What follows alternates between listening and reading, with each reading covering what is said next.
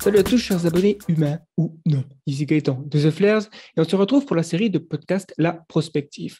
Dans cet épisode, je reçois Claire Boine pour parler des risques existentiels, le futur de l'IA sur le court et le long terme, ainsi que de nombreuses thématiques autour de son travail au Future of Life Institute.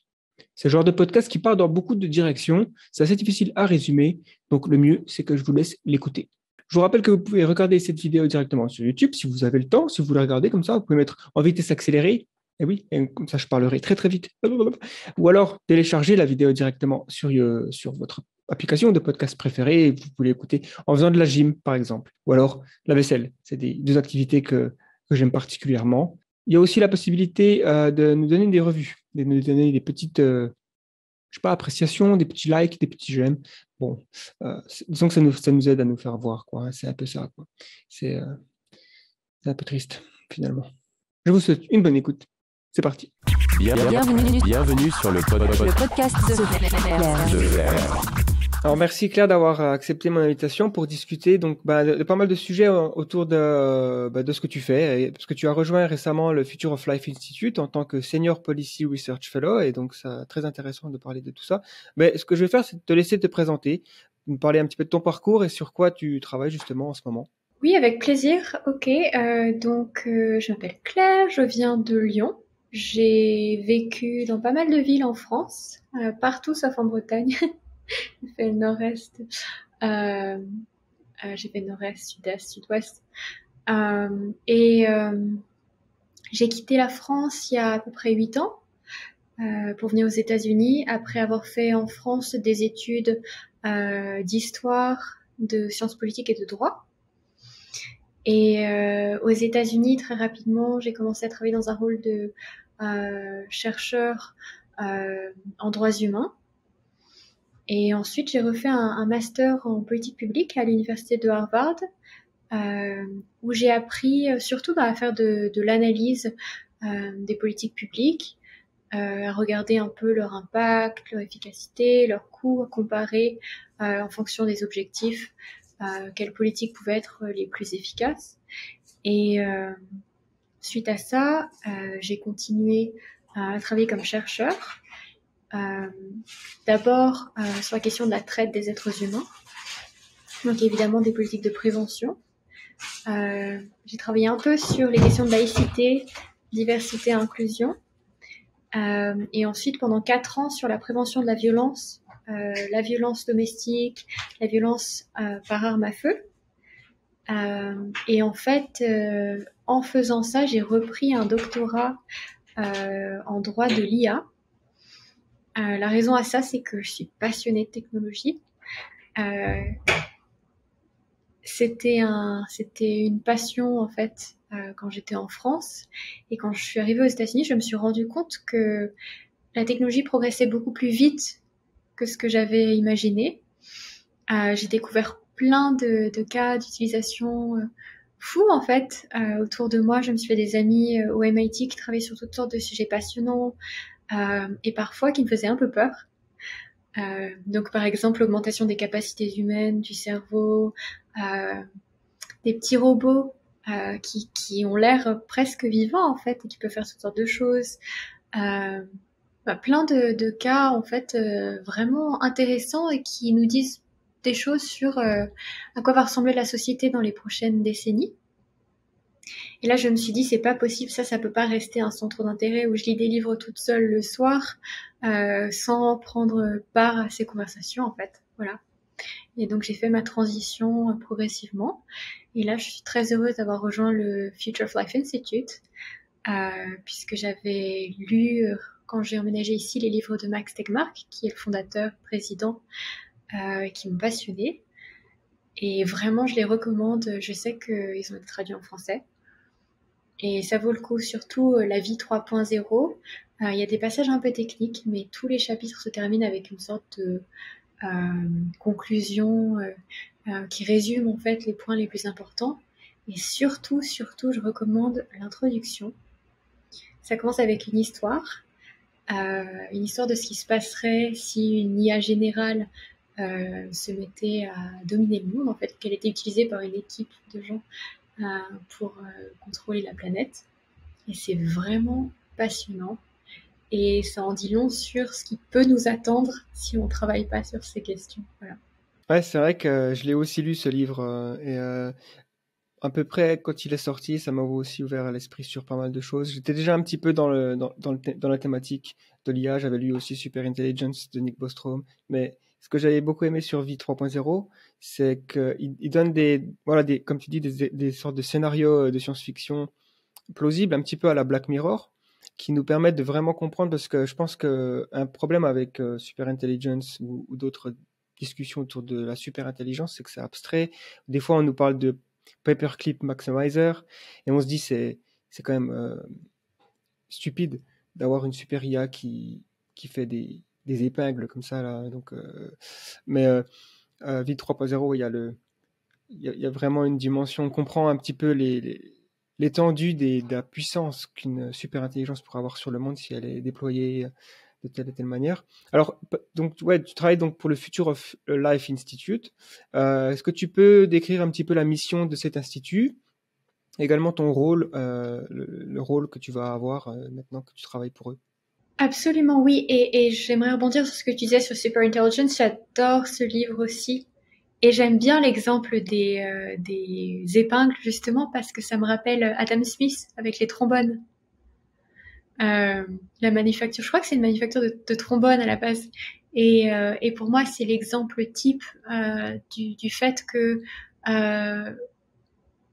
les gens qui sont pas toujours forcément informés sur l'intelligence artificielle générale se disent c'est pas dangereux parce qu'elle sera jamais consciente, mais elle peut très bien ne pas être consciente mais être très performante et on lui demande quelque chose de stupide ou de mal formulé. Voilà, donc je voulais revenir là-dessus. T'as raison, c'est un très bon livre aussi à recommander aux gens. Pour ce qu'on fait à FLI, écoute, c'est une ONG qui a été créée en 2014 et qui en fait était la première ONG à avoir organisé une grande conférence de la société civile avec des chercheurs en IA de partout dans le monde. Et ils se sont réunis pendant 3 ou 4 jours et en fait ils ont travaillé avec acharnement pour trouver une série de principes éthiques sur lesquels ils pouvaient se mettre d'accord et qui leur semblaient être les plus importants pour guider l'IA d'aujourd'hui et de demain. Et donc ça, c'était vraiment la première chose que FLI a faite très rapidement. Et ce sont les principes d'Asilomar qui ont ensuite influencé d'autres principes éthiques créés par d'autres organisations, des États, les principes de l'OCDE, etc. Donc ça, c'était vraiment la première chose qu'ils ont faite. Et ça s'inscrit dans une mission qui est en fait en 2 parties. La première, c'est limiter les risques existentiels. Et donc je pense que tous les gens qui écoutent ce podcast savent déjà, mais je vais quand même redire que les risques existentiels, ce sont les risques qui peuvent mettre fin à notre espèce. Donc les risques qui pourraient conduire l'humanité à s'éteindre, voilà. Et donc leur but, c'est de se concentrer sur la prévention de risques existentiels liés à la technologie. Et ensuite, leur deuxième mission, c'est de promouvoir l'espoir existentiel, comme on dit en anglais, qui est en fait les utilisations positives de la technologie, la façon dont ça pourrait améliorer la vie des gens, réduire les inégalités, réduire la pauvreté, améliorer la gouvernance. Voilà. Et donc c'est vraiment le côté prévention et aussi le côté espoir. Et pour ce faire, ils ont divisé leur mission en plusieurs domaines, en fait, principalement l'IA, parce qu'aujourd'hui, comme l'a dit Toby Hord dans son livre Le Précipice, qui est sorti récemment, le plus grand risque existentiel aujourd'hui, c'est vraiment l'IA hors de contrôle, l'IA qui n'est pas alignée aux buts humains. Donc FLI se concentre beaucoup sur l'IA. On se concentre aussi sur les biotechnologies, et ça va être le cas de plus en plus, parce qu'en biotechnologie aussi, il se passe des choses qui sont très importantes aujourd'hui. Et ensuite, un petit peu les risques nucléaires, puisqu'aujourd'hui, on sait que malheureusement, et ça c'est un fait que les gens ne savent pas toujours en fait, malheureusement, si on utilisait plusieurs bombes nucléaires à la fois, il se pourrait que les explosions créent suffisamment de cendres pour que ces cendres recouvrent le globe en fait et empêchent la lumière du soleil de nous parvenir, auquel cas il y aura un refroidissement qui conduirait à ce qu'on appelle un hiver nucléaire, c'est-à-dire que pendant des années, on se retrouverait dans le noir avec une température faible, on ne pourrait plus cultiver de nourriture et la plupart des mammifères sans doute mourraient, évidemment dont les humains. Donc il y a une partie en fait de prévention, une non-prolifération nucléaire dans les politiques d'FLI, justement à cause de l'hiver nucléaire. Et enfin, un petit peu de travail sur le climat. Là encore, il y a assez peu de gens qui disent que le réchauffement climatique pourrait conduire à la fin de l'espèce. C'est un risque possible, pas très élevé, mais c'est possible. Mais la question du réchauffement climatique conduit aussi à d'autres risques. Par exemple, quand on pense aux solutions possibles, il y a des solutions technologiques proposées, par exemple, ce qu'on appelle en anglais le geoengineering, qui consisterait par exemple à injecter certaines substances dans l'atmosphère pour en réduire la température. Bon bah ça, si on le fait mal, si on le règle mal, si les pays ne travaillent pas ensemble et que différents pays prennent l'initiative de le faire, là encore, ça peut poser un vrai risque existentiel. Donc il y a une petite partie de notre travail qui est là-dessus. Et moi, plus spécifiquement, là, pour l'instant, je travaille sur la question de l'IA. À la fois des choses en Europe et plus globales. Par exemple, je travaille sur la question de la responsabilité des systèmes d'IA, la responsabilité juridique. Là en particulier en Europe parce qu'on attend un texte qui devrait arriver bientôt. Je travaille aussi sur la question de la loyauté de l'IA et de l'alignement justement aux buts humains. Un peu sur la nouvelle proposition législative de la Commission européenne. Je sais que tu as déjà eu Nicolas Moès qui travaillait là-dessus dans le podcast. Et voilà, et puis 2-3 autres projets liés qui sont tous plus ou moins des questions de prévention des risques liés à l'IA. Voilà. Alors, je pense qu'on va décortiquer tout ça au fil de la conversation, mais selon toi, est-ce que tu rejoins Toby Ord en disant que la menace la plus importante ce siècle-là, c'est l'intelligence artificielle en termes de qui pourrait mettre au péril l'espèce humaine, soit mener à notre extinction, soit complètement fermer le potentiel des humains, parce que c'est aussi ça, là, il me semble, la définition.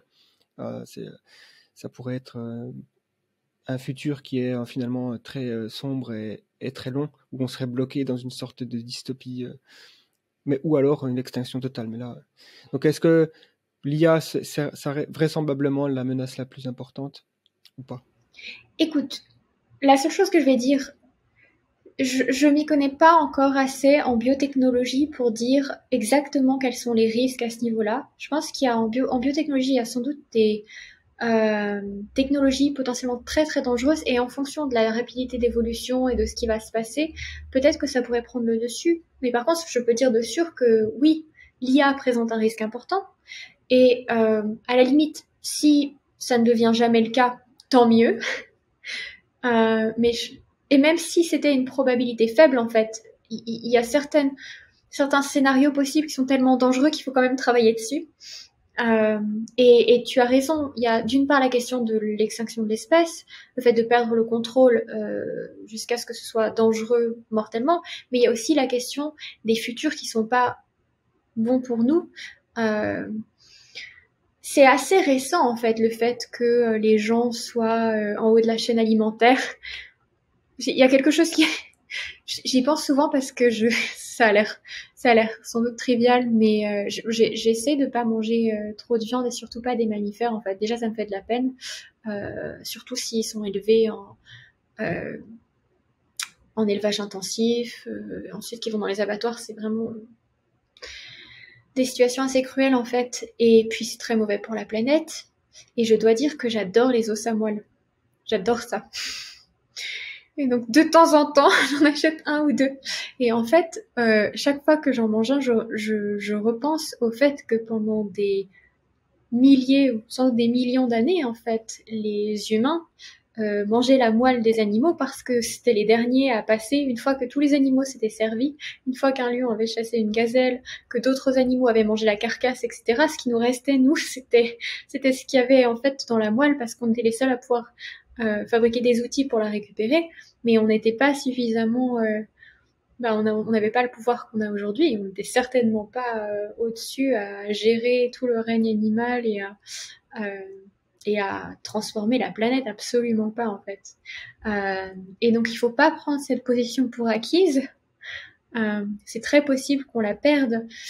Et là, j'ai pas envie de rentrer dans une question morale. Je dis pas que c'est bien moralement qu'on soit au-dessus des autres animaux, qu'on les traite comme ça, etc. Mais par contre, il y a effectivement des scénarios dans lesquels l'humanité n'aurait plus vraiment le contrôle sur elle-même. Je pense qu'un des scénarios un scénario très probable, qui est peut-être un des moins graves, ce serait déjà qu'on n'ait plus de travail. Est-ce qu'on peut rentrer un peu là-dedans d'abord? Ah, bien sûr, vas-y, hein, je te laisse mener la conversation si c'est un sujet qui te semble être... de toute façon, je pensais clairement en parler, hein, mais c'est effectivement sur le court terme, je dirais, parce qu'on on est plus sur quelque chose qui pourrait arriver dans les 50 prochaines années, peut-être, voire d'ici la fin du siècle, si on est un peu plus pessimiste sur les avancées en IA. Mais ouais, il semble difficile d'imaginer qu'il y a beaucoup de tâches qui ne seront pas faciles à faire pour des systèmes d'intelligence artificielle. Donc, qu'est-ce qui va devenir du travail humain, quoi? Exactement. Et écoute, en fait, c'est un sujet qui me passionne pas mal. Et au début, j'étais un peu sceptique parce que c'est déjà arrivé dans l'histoire qu'on dise « Oh, le travail humain va être remplacé par les machines ». Et ça n'a jamais été complètement vrai, en fait. En général, quand l'automation... Je travaille en anglais, donc j'ai quelques doutes, mais on va dire que c'est bon. Souvent à créer d'autres emplois, à aussi créer plus de productivité, et en fait on s'est mis à produire plus, et finalement on a réparti la production de façon différente. Et donc on s'est jamais vraiment retrouvé dans cette situation où le travail n'existe plus, où la moitié de la population est sans emploi. Et donc au début j'étais un peu sceptique. Et d'ailleurs, je me souviens de mes études d'histoire qu'il y avait un homme, je sais pas si c'était fin 19e ou début 20e en France, qui s'était présenté aux élections présidentielles sur le programme politique suivant. Il voulait remplacer tous les ouvriers d'usine par des chiens dressés pour libérer les gens du travail. Et donc, au début, je me disais, cette histoire de robot, c'est peut-être comme les chiens qu'on va dresser. Ça n'arrivera peut-être jamais. Et en fait, la première fois que j'ai vraiment changé d'avis là-dessus, ou que ça m'a travaillé, c'est quand j'ai vu DALL-E, fait par OpenAI, tu sais. Ouais. Donc DALL-E, c'est un système d'IA qui combine le langage naturel, donc qui est capable de générer du texte, de comprendre du texte en français, en anglais, etc., et qui est aussi capable de générer des images, de générer des deepfakes, des vidéos, des fausses vidéos, des fausses photos, et qui est capable du coup de combiner ces deux formes d'intelligence. Et en fait, pour créer des choses de zéro. Donc on peut lui dire, s'il te plaît, dessine-moi. Il y a ces exemples assez marrants sur le site d'OpenAI, dessine-moi un radis en tutu en train de promener un chien. Et là, on voit une centaine de dessins différents qui pourraient être faits par des gens et qui sont tous créatifs, tous. Et en fait, un système comme ça, on peut l'adapter pour tout et n'importe quoi. On peut lui faire faire un site internet de zéro, on peut lui faire faire une vidéo. En fait, ce sont des tâches qu'on aurait cru ne pouvoir être faites que par des gens, en fait, pendant très longtemps, qui nous semblent nécessiter des compétences qu'on aurait cru être spécifiquement humaines, par exemple la créativité. Le fait de combiner différents modes d'intelligence, c'est assez fou en fait. Et là, je suis désolée, je vois pas beaucoup d'emplois qui pourraient pas être faits par un système qui combine à la fois le langage et une vision, en fait, une vision intelligente. Et donc là, c'est la première fois que je me suis dit, oh là là. Donc il y a tous les gens qui font des sites qui pourraient se retrouver au chômage, tous les gens, tous les producteurs vidéo, il y a plein d'applications possibles. Et je me suis dit, ok, qu'est-ce qu'on va faire? Alors, il y a plusieurs scénarios possibles. Le scénario dans lequel il y a 20% de chômeurs. Est-ce que 20% c'est assez pour que le gouvernement fasse quelque chose? Est-ce que c'est assez pour qu'on redéfinisse le travail? Et est-ce qu'on fera quelque chose quand il y a 30% de chômeurs, 40%, 50%? Combien il en faut pour qu'on se dise, ok, là, ça devient ridicule. Finalement, les gens vont tous recevoir un salaire universel de base, et puis le travail n'existera plus, ou les gens travailleront 6 heures en vie, ou on répartira mieux. À quel moment est-ce qu'on se dit, oh là là, on repense toute la société? Et peut-être que si on repense toute la société, c'est une bonne chose. Mais qu'est-ce qui se passe si on est entre les deux, en fait? Qu'est-ce qui se passe si quelques entreprises créent des systèmes comme Dali et se retrouvent à faire le boulot de 40% de la population, et que les revenus que génèrent ces entreprises ne sont pas redistribués par les impôts? Qu'est-ce qu'on fait dans ce cas? Si c'est une entreprise comme Amazon qui peut s'installer en Irlande ou je ne sais où, qu'est-ce qu'on fait? Que les gouvernements ne prennent pas le relais? Qu'est-ce qui se passe? Et ça, je pense que quand tu dis, il y a aussi des scénarios qui sont pas optimaux, qui peuvent être des scénarios problématiques avec l'intelligence artificielle générale, ça, je pense que c'est le moins problématique de tous, et on voit qu'il est déjà potentiellement très problématique, tu vois. Ouais, ouais. Ah, c'est clair que c'est des sujets d'actualité. Je suis aussi vachement, comment dire, enfin, presque toutes les semaines, je tombe des nues en voyant une application de l'IA que je pensais pas possible. Finalement, j'ai cet exemple qui vient en tête, c'est dans les films de science-fiction dans les années 90, 2000, on avait toujours des écrans de surveillance, de caméra, et là, il y a une personne qui dit, oh, tu peux zoomer sur cet endroit, tu zoomes, et c'est pixelisé, et comme si par magie, en 2 clics, tu peux dépixeliser une image et la rendre nette. Et tu sais, je sais pas si tu vois ces exemples un petit peu. Oui, oui, bien sûr. Voilà.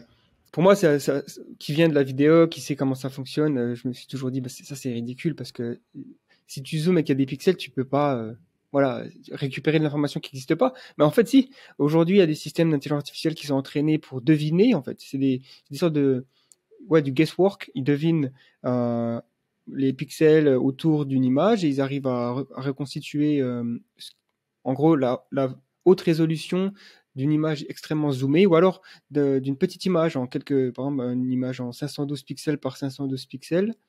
Tu cliques, 2 secondes plus tard, tu as une image en 4K, la même image, et tu peux pas, à l'œil nu, tu peux pas, voilà, je vois C'est souvent, il y a une chaîne incroyable. YouTube que je suis, c'est, Ça me rappelle ce que tu racontes, tu sais, ça me fait un peu rire aussi parce que ça me rappelle une vidéo très marrante que j'aime bien sur YouTube de Suricat, Movies versus Life, dans laquelle ils essaient justement de zoomer sur un pixel, mais évidemment, dans la vraie vie, c'est pas possible. Donc, ce que tu es en train de dire, c'est que maintenant, dans la vraie vie, c'est possible. exactement, ouais, ouais. Voilà, la chaîne que je pensais, c'est 2 Minute Papers. C'est un YouTuber, enfin, un chercheur en IA qui fait des vidéos YouTube où enfin, souvent il prend voilà, une nouvelle recherche, un nouveau article académique qui a été publié, il explique le progrès. C'est souvent dans la computer vision, donc la vision par ordinateur, enfin, informatique, ou la compréhension du langage naturel. Donc on a aussi GPT-3 qui impressionne tout le monde et il y a aussi un scénario qui me fait un peu peur, c'est à quel point c'est facile de créer du contenu aujourd'hui avec GPT-3 par exemple, et, euh, et qu'on pourrait facilement créer, enfin, une personne qui a des mauvaises intentions ou des agendas politiques par exemple, il pourrait utiliser GPT-3 pour inonder Internet avec des faux papiers académiques sur une découverte, sur je sais pas, quelque chose qui renforce ses intérêts personnels, et ça devient complètement impossible de déterminer qu'est-ce qui est vrai, qu'est-ce qui est faux. On pourra même plus s'appuyer sur des recherches académiques pour justifier, parce que la moitié seront faites par des IA qui seront basées sur du text generated by. Oui, t'as raison. Et donc après, en plus de ça, deepfake, des vidéos, comme on fait, on pourra faire dire n'importe quoi à n'importe qui. Ça devient, enfin, il va falloir vraiment mettre en place des systèmes de sécurité pour que ce soit facilement repérable, ces choses-là.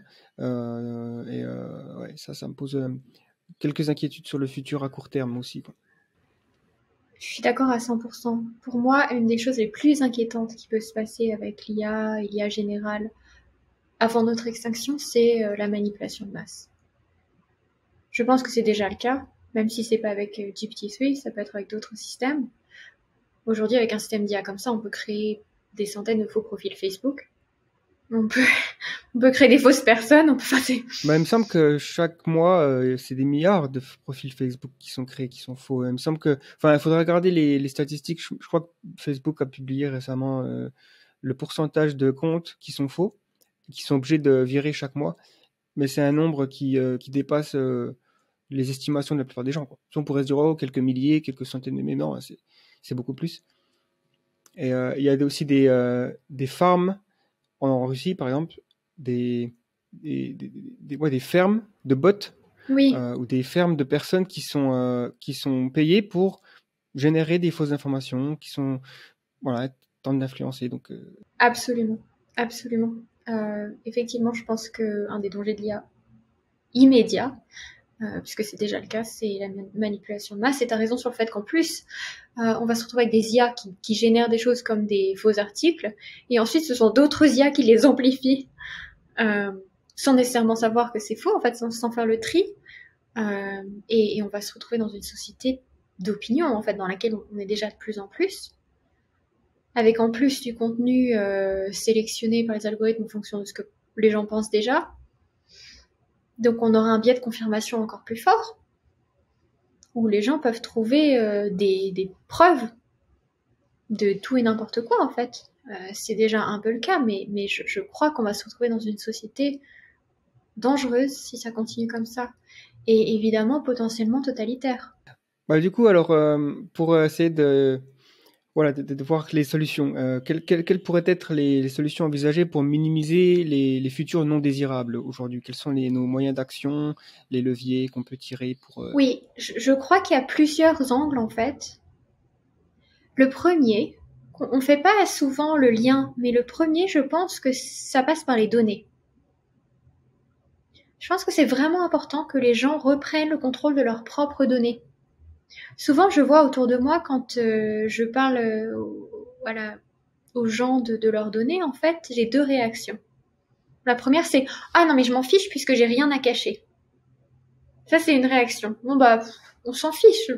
Les gens peuvent savoir ce qu'ils veulent, j'ai rien à cacher, bon.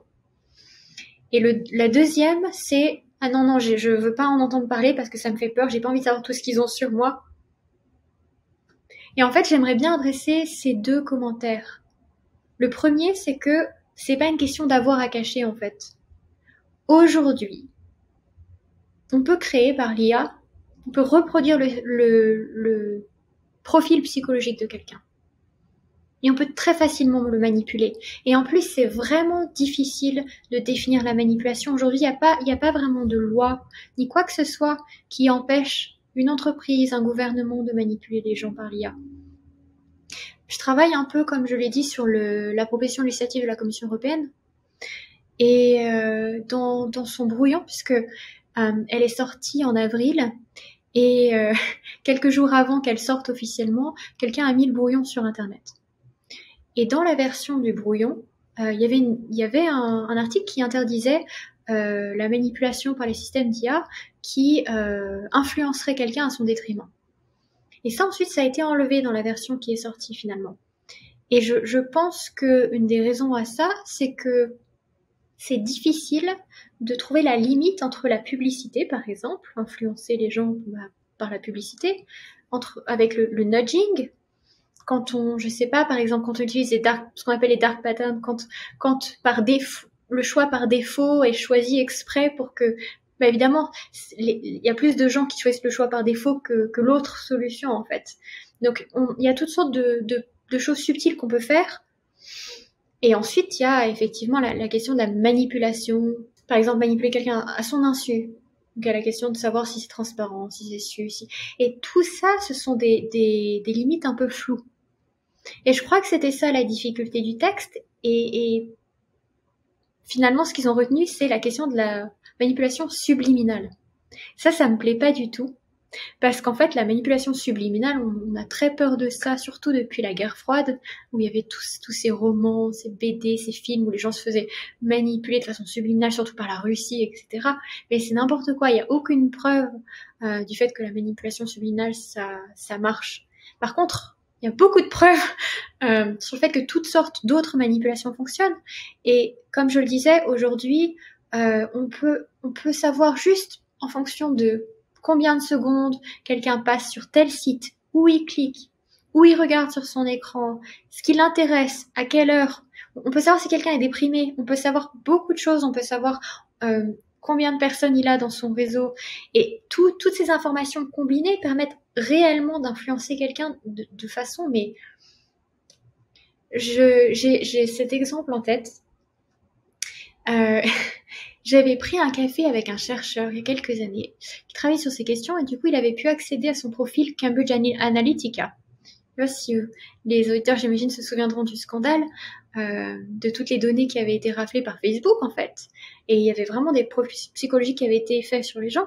Et il m'avait dit, c'est fou, j'ai vu mon profil et tout était juste, il savait tout, mon orientation politique, mes préférences, il me dit tout. Il me dit, il y a vraiment juste une différence, c'est qu'il pensait que j'étais homosexuelle.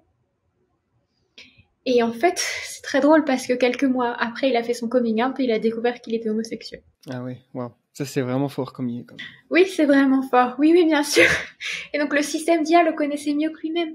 Moi, ça me fait penser aussi à l'histoire de Yuval Noah Harari, qui est un célèbre auteur aujourd'hui de Sapiens et de Homo Deus et les 21 leçons pour le 21e siècle, qui est homosexuel, qui est marié donc à un homme en Israël, et il a découvert qu'il était homosexuel, je crois, 21 ans, quelque chose comme ça, si je reprends un petit peu son histoire, et il disait que aujourd'hui, en fonction de ce qu'il recherche, de ce qu'il regarde sur Internet, sur Facebook par exemple, le système pourrait analyser s'il scrolle sur son téléphone et qu'il y a une publicité avec un homme torse nu pour une boisson gazeuse par exemple, il va s'arrêter peut-être 3 secondes de plus que si c'est la même image mais avec une femme en bikini. Et donc s'il fait ça et si c'est quelque chose qui est répété donc à travers plusieurs mois, ben le système d'algorithme va pouvoir donner une probabilité assez élevée qu'il est homosexuel. Et le problème, c'est qu'avec une information comme ça, quand la personne ne le sait pas, mais un agent extérieur le sait, ben, ça peut être utilisé contre lui, mais aussi ça peut aussi avoir des répercussions sociales, parce que ben voilà, c'est important de. Enfin, je pense que c'est quelque chose qui doit être exploré soi-même, son orientation sexuelle ou d'autres convictions politiques, ou voilà, c'est quelque chose qui doit être, qui fait partie de la vie. Mais si on est transparent aux yeux d'une IA ou d'un algorithme, qu'elle nous le dit avant qu'on soit prêt à l'entendre, ou ça peut avoir des répercussions. Exactement. Ça peut blesser les gens, ça peut leur faire du mal, par leur entourage, et surtout, ça peut permettre de les manipuler. J'imagine que très vite, si un système classe Harry comme étant homosexuel, bah, il aura des publicités avec plus d'hommes torse nu que de femmes en bikini. Et ça doit marcher, ça doit faire une différence. Bien sûr, ouais. Et c'est possible qu'à un moment donné, pourquoi pas être bisexuel et être attiré par les deux, mais si l'algorithme se dit non, il est peut-être plus homosexuel que bisexuel, eh ben, il va recevoir plus d'hommes torse nu que de femmes torse nu. Peut-être que ça va influencer son orientation vers. Enfin voilà, c'est un exemple qui pourrait être. Oui, c'est intéressant. J'avais lu un article d'une femme qui parlait de ses questionnements quant à sa propre sexualité après avoir été influencée par des tas de publicités et de scénarios dans lesquels les femmes étaient objectivées en fait et hyper sexualisées. Et je m'étais dit, bah oui, effectivement, l'influence est réciproque. Et c'est exactement ce que tu dis. Et d'ailleurs, oui, c'est ça. Et d'ailleurs, je me suis demandé aussi par rapport à l'histoire de ce chercheur, si du coup ça l'avait influencé et que il avait fait son coming out plus tôt parce que du coup s'était posé des questions après avoir vu son profil. Tu vois, c'est compliqué ces questions de manipulation et d'influence. Et donc c'est pour ça quand les gens disent non, mais j'ai rien à cacher, mais c'est pas ça la question en fait. Il faut pas donner les clés de la manipulation aux entreprises, au gouvernement, c'est dangereux. On se rend pas compte parce que on dit non, mais on continue de vivre comme on a toujours vécu, mais en fait non. Quand on a un Google Home et une Siri et une Alexa chez soi, on introduit des objets qui sont, c'est ce que dit Ryan Calo d'ailleurs qui travaille beaucoup sur ces questions-là. On introduit des objets de surveillance dans des espaces qui historiquement ont toujours été protégés. Et en fait, c'est pour ça que tu me disais qu'est-ce qu'on peut faire, et je me suis mise à parler des données. Ça paraît indirectement lié, mais en fait, si les gens reprennent le contrôle de leurs données, je crois beaucoup au data trust en Europe.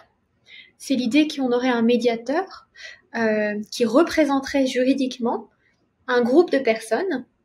Parce que évidemment, si toi, demain, tu écris une lettre à Amazon ou à Google ou à Facebook et que tu leur dis, bon, ben, vous avez trop abusé avec mes données, je ne me connecte plus sur votre site. Qu'est-ce qu'ils en auront à faire? Ils ont des milliards de... tu vois, je sais pas si quelqu'un lira ta lettre, mais ce serait ridicule. Ouais. Mais si tu fais partie d'un data trust, avec, je sais pas, 1 million, 2 millions, 3 millions de personnes, et qu'il y a quelqu'un qui vous représente tous, et qui va dire à Amazon, ça suffit maintenant de faire ça, ça et ça. Sinon, les 3 millions de personnes que je représente, elles iront plus sur Amazon. Bah là, ça fait une différence. Là, pour moi, c'est vraiment une question de pouvoir, ces questions-là. T'as des énormes entreprises, et t'as des individus perdus qui, en plus, n'ont pas le temps, franchement. Est-ce que t'as le temps de lire tous les trucs que tu signes sur Internet quand tu vas sur un site? Non, impossible. Et puis voilà, tout le monde n'est pas juriste spécialiste de ces questions. En plus, les technologies deviennent de plus en plus complexes. Donc, se mettre en groupe, tu vois, et se faire représenter, ça, à mon avis, c'est vraiment quelque chose d'important. D'autant que les systèmes d'IA sont puissants, notamment parce qu'ils sont entraînés sur des bases de données énormes. Et donc, si les gens décident, ok, moi, je veux pas que tel système d'IA soit entraîné sur mes données, c'est hors de question. Je pense que ça fera une grosse différence. C'est une des choses qu'on peut faire, à mon avis. Ouais, ça fait sens. C'est vrai qu'il y a aussi cette idée, au final, je pense que c'est blessant peut-être pour beaucoup de gens de se rendre compte qu'on est extrêmement prédictible et qu'il ne faut pas beaucoup de données sur notre vie pour être finalement comme un livre ouvert. Et ça, on se dit souvent, voilà, on a notre jardin secret. D'ailleurs, on pourrait se dire que la vie privée, c'est peut-être un phénomène qui est qui sera de relativement courte durée dans l'histoire de l'humanité. C'est pas impossible que, si on remonte assez loin dans le temps, peut-être il y a 300 ans, il n'y a pas grand monde qui avait sa chambre. La plupart des gens dormaient dans le même endroit parce que le niveau de vie était moins élevé. On n'avait pas forcément beaucoup de place pour cacher des choses, quoi. Et donc aujourd'hui, on est là à avoir vraiment beaucoup de vie privée, si on le souhaite. Mais ce sera peut-être de courte durée. C'est peut-être, ça va durer. Si on regarde la macro-histoire, pendant 300 ans, on a eu une vie privée, et ensuite les humains fusionnent leur esprit pour évoluer dans une conscience collective, si on va très loin. Mais voilà. Mais c'est un peu l'idée que l'individualité, la vie privée, c'est des valeurs qui peut-être ne seront pas de longue durée. Pour le meilleur et pour le pire, j'ai envie de dire. Après, c'est des réflexions qu'on peut avoir. Maintenant. Oui, c'est très. Tu me rappelles qu'il y a des années, j'avais lu une très belle histoire de la vie privée, je sais plus de qui, et ça me donne envie de me replonger là-dedans parce qu'effectivement, maintenant que tu le dis, je me souviens que la vie privée c'est un phénomène assez récent. Mais ceci dit, la grosse différence, c'est que c'est l'échelle de tout ça en fait. Même si la vie privée c'est un phénomène récent, on vivait en groupe. Et d'ailleurs, on est des êtres qui ne survivent pas seuls. On pouvait pas. Je pense qu'on vivait en tribu pendant très très très longtemps et qu'on ne serait pas sorti tout seul. Maintenant, la différence, c'est qu'aujourd'hui, quand nos données sont partagées, déjà, elles ne le sont pas de manière transparente, donc c'est pas tout le monde qui a la même information, mais surtout, c'est à une échelle énormissime. Personne n'avait connaissance de la vie privée d'1 million de personnes, 2 millions de personnes, 3 millions de personnes avant. Aujourd'hui, il y a des entreprises qui l'ont. Donc, t'imagines l'échelle de la chose aussi. Ouais, et puis c'est aussi c'est du pain béni pour tout régime autoritaire, puisque, encore une fois, si on regarde le KGB, ils avaient peut-être des moyens énormes pour surveiller la population, mais au bout d'un moment, ils étaient limités par le nombre de staff, donc le nombre de personnes qui pouvaient travailler pour le KGB ou la Stasi. Ils ne pouvaient pas suivre tout le monde, ils ne pouvaient pas lire tous les rapports de conversation téléphonique de toutes les personnes qu'ils avaient mises sous surveillance. Il y avait une limite. Aujourd'hui, la limite, elle est complètement explosée, puisqu'on peut avoir des systèmes informatiques qui vont faire des transcripts on pourrait être tous sur écoute constamment surveillés. Donc voilà, s'il y a vraiment une entité gouvernementale qui a des intentions malveillantes, ça pourrait vraiment se transformer en totalitaire, en régime totalitaire, bien pire que ce que George Orwell aurait pu imaginer finalement. Mais bon, il y a souvent ces deux dystopies qui sont mises en parallèle. 1984 est le meilleur des mondes, et il y a un petit peu des deux, je trouve, qui s'infiltrent dans le monde, dans l'évolution du futur. J'ai tendance à préférer une dystopie du style Le meilleur des mondes, parce qu'au moins les gens ils sont tous drogués et heureux, même si c'est pas une dystopie que j'aimerais voir, mais si je devais choisir entre les deux, je préfère Le meilleur des mondes. Mais c'est difficile de savoir vers laquelle on va. Mais il y a moyen de changer ça et d'avoir, comme tu disais, des espoirs existentiels, parce que c'est aussi possible de voir que on peut s'en sortir. Ce sera pas tout rose, ce sera pas tout noir probablement entre les deux, et il faudra voir les conséquences négatives. On a vu quand même un des enjeux éthiques majeurs de l'IA, enfin deux même, c'est l'emploi, donc potentiellement mettre la plupart des gens au chômage. Même, je pense que comme tu disais, on est des êtres sociaux, et je pense que même si les intelligences artificielles peuvent devenir des compagnons, on peut avoir des assistants personnels très, doués d'émotions presque, on pourrait dire, qui nous simulent peut-être l'émotion, la conversation, le rapport entre les individus. Mais il y a quand même, je pense, des professions qui sont essentiellement des professions sociales, comme dans les maisons de retraite ou dans les hôpitaux, ou les services sociaux d'une manière générale. Et ça, à mon avis, il y aura toujours des humains à ces postes-là. En tout cas, toujours. Je vais quand même pas utiliser ce mot, mais pendant très longtemps. Je suis pas complètement sûre. Je pense que ça dépend, mais écoute, j'ai travaillé un peu sur les robots sociaux et je sais que par exemple, il y en a beaucoup qui sont développés en maison de retraite et déjà utilisés d'ailleurs.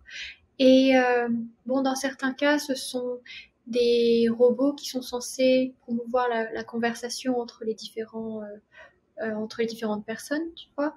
Dans certains cas, ou tenir compagnie aux gens dans les heures où ils sont seuls. Donc ça, je trouve que c'est plutôt bien. Dans certains cas, il y a Robert, le robot ours, qui est très grand et fort et qui peut soulever les gens. Donc ça, évidemment, c'est pour soulager les travailleurs en maison de retraite qui doivent porter les gens, et ça peut être lourd et difficile pour le dos. Mais je pense qu'il y a aussi des applications de ces robots sociaux souhaités qui consisteraient à remplacer les gens en fait dans certains cas. Et je pense que c'est assez dangereux. Par exemple, on fait des robots pour surveiller les enfants. Donc à la fois jouer avec eux et à la fois pour les surveiller au cas où. Si les parents, si tu veux, n'auraient pas laissé leur enfant seul sans le robot, et que du coup ça aurait été une personne qui les aurait surveillés, là je pense que c'est pas bon. D'une part, évidemment en termes d'emploi, etc., mais là je pense surtout aux enfants eux-mêmes qui n'ont pas la même qualité de rapport que s'ils avaient été avec un humain, les mêmes opportunités de développement, tu vois. Et d'ailleurs, je pense que c'est assez dangereux pour les enfants d'être avec des robots qui ne leur disent pas non. Tu sais, oui, tu vois ce que je veux dire. Pour moi, et j'ai un peu travaillé en plus, comme tu sais, sur les violences domestiques et ce genre de choses. Et je crois qu'une très importante partie du développement des enfants, c'est d'apprendre à tolérer la frustration et d'apprendre à gérer quand on nous dit non. Et que quand on n'apprend pas ça, on devient des adultes assez dangereux. Et parfois, quand tu regardes les hommes qui sont violents avec les femmes, qui les harcèlent, etc., ce sont souvent des hommes qui ne supportent pas la frustration, en fait, qui ne supportent pas qu'on leur dise non. Et qui vont insister, insister, parce qu'ils ne veulent pas qu'on leur mette une barrière, en fait. Et donc, cette question des barrières personnelles, cette question d'apprendre à interagir avec les autres, à faire des compromis, tout ça, ça s'apprend en interagissant avec des vraies personnes qui ont des désirs, qui ont leurs propres limites, et qui vont dire oui d'accord, moi je veux bien jouer à ça mais pendant 1 heure, ou alors non je préfère tel jeu, et est-ce que tu peux utiliser ton jouet pendant 1 heure, est-ce que tu peux me prêter ton jouet, en échange je te prête celui-là, tu vois. Et donc ça, avec un robot qui te dit oui à tout et qui est ton esclave en gros, c'est pas terrible. Et c'est pareil pour les IA à commande vocale, etc. D'ailleurs on a vu, je sais pas si tu as déjà entendu ça, mais pendant longtemps Siri et les autres assistantes vocales, puisque ce sont souvent des IA personnifiées en femmes, quand on leur faisait des commentaires à caractère sexuel, et parfois des commentaires violents à caractère sexuel, elles répondaient en faisant des blagues ou en disant oui, etc. Et donc il y a 2 ans, elles ont été modifiées justement pour pas apprendre aux gens que c'est normal de faire ça. Et voilà. Donc quand tu disais, je suis pas sûre qu'on remplace les gens, il y a quelques risques déjà qu'on voit émerger et qui me paraissent avoir des conséquences assez dangereuses sur la société. Ouais, c'est un bon point. C'est vrai qu'il y a aussi la façon dont les enfants parlent à ces IA. C'est vrai qu'on a tendance à, voilà, on va pas dire s'il te plaît à Alexa ou à Cortana ou à Siri. S'il te plaît, Alexa, est-ce que tu peux mettre Spotify? Merci beaucoup. Enfin, ouais, et le fait de dire, en fait, on te donne des ordres très directs et impératifs et voilà, sans se dire. Enfin, je pense pas qu'il y ait de mauvaise intention derrière non plus quand un enfant dit Alexa, mets-moi la machin, mets plus fort. Mais c'est juste une façon de dire c'est un objet, c'est un objet qui obéit à ma commande. Donc, mais je sais pas s'il y a, voilà, comme tu disais, il y a des nudges à faire et donc les entreprises, les géants de la tech qui produisent ces objets pourraient se dire, bah, peut-être que je réponds à une commande seulement si j'entends le mot s'il te plaît. Enfin, ça pourrait être intéressant de tester ce genre de choses. Parce que je pense qu'un enfant qui grandit tout le temps en donnant des ordres comme ça à des objets peut devenir quelqu'un de désagréable plus tard et pas comprendre la politesse et enfin, voilà, dans les interactions entre nous, on a quand même envie de propager certaines normes et coutumes qui pourraient disparaître. Est-ce qu'il y a d'autres enjeux, selon toi, sur voilà, l'usage des intelligences artificielles aujourd'hui, peut-être sur un futur à court terme? Il y a aussi l'idée des biais algorithmiques qui sont voilà, un sujet intéressant, si tu veux en parler. Bah oui, alors, il y a plusieurs choses là-dessus, mais quelque chose auquel j'ai pensé quand tu disais pas de risque de remplacer les humains, et t'as mentionné les services sociaux.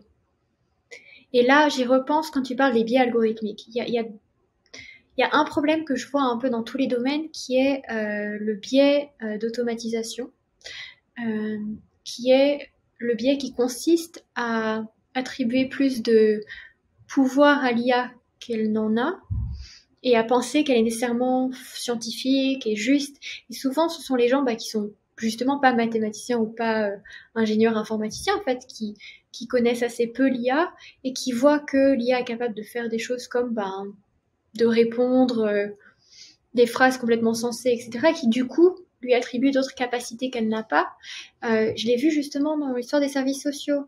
Récemment, j'ai rencontré quelqu'un de très bien, très intelligent, très brillant, qui, enfant, était dans le système des services sociaux, etc., qui n'a pas été élevé par ses parents et qui a souffert de violences dans ce contexte et qui a eu l'impression de ne pas avoir été protégé suffisamment par les services sociaux et qui, du coup, voulait absolument créer une IA pour prendre le relais. Avec cette idée que l'IA serait plus de confiance que les gens. Mais souvent, on oublie que l'IA, elle est aussi imparfaite que les gens aujourd'hui. Parfois, on la comprend pas tout à fait. Parfois, il y a des systèmes qui sont ce qu'on appelle des black box et on sait pas exactement comment ils fonctionnent, surtout avec le deep learning, etc. Mais la plupart du temps, les IA qu'on fait aujourd'hui, de toute façon, elles sont aussi imparfaites que les données qu'on met dedans, que la façon dont on les programme. Et donc, il faut pas lui attribuer trop de pouvoir. Et quand tu disais les biais algorithmiques, j'ai travaillé sur l'exemple de Compass, c'est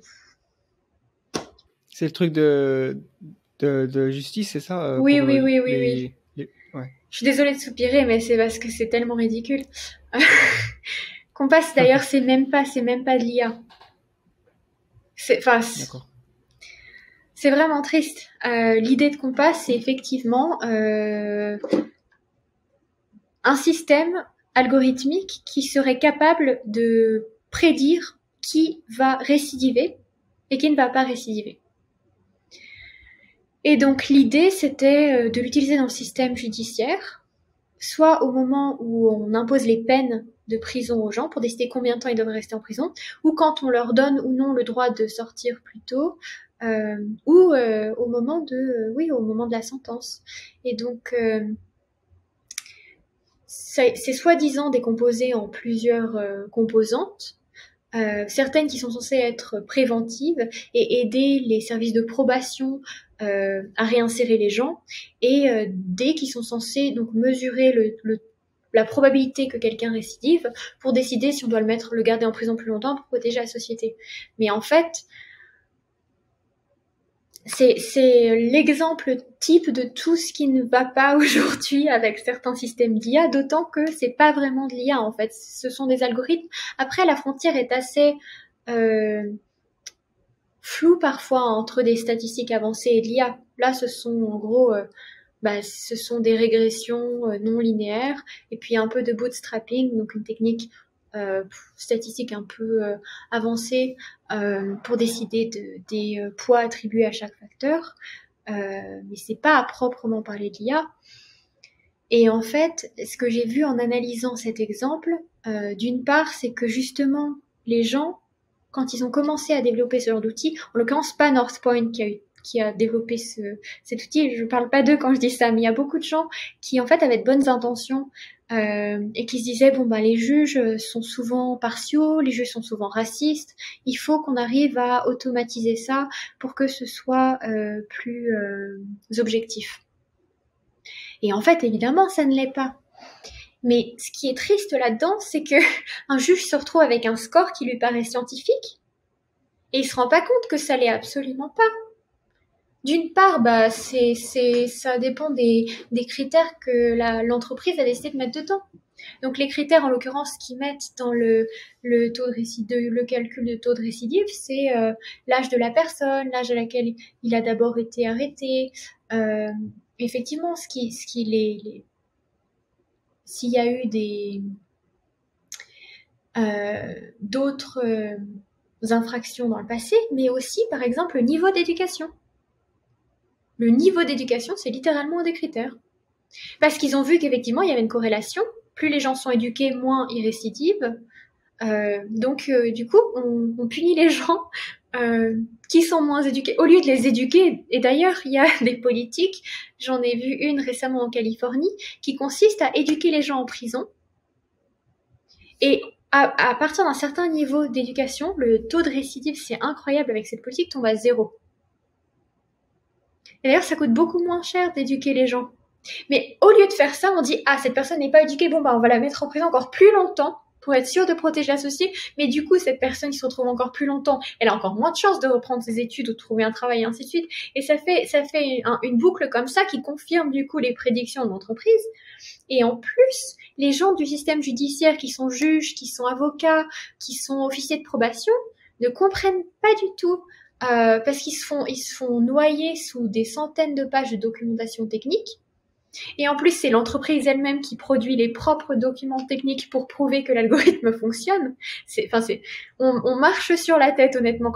C'est pour ça que j'ai ri à moitié, mais je riais jaune, en fait, quand on a commencé à parler de ce sujet, parce que c'est vraiment l'exemple type de tout ce qu'on peut faire de pire sur la question des biais algorithmiques. Et en plus, il y a cet exemple du biais d'automatisation qui consiste à croire que comme c'est de l'IA, ça marche et c'est mieux que nous, il faut lui faire confiance et on pose pas la question.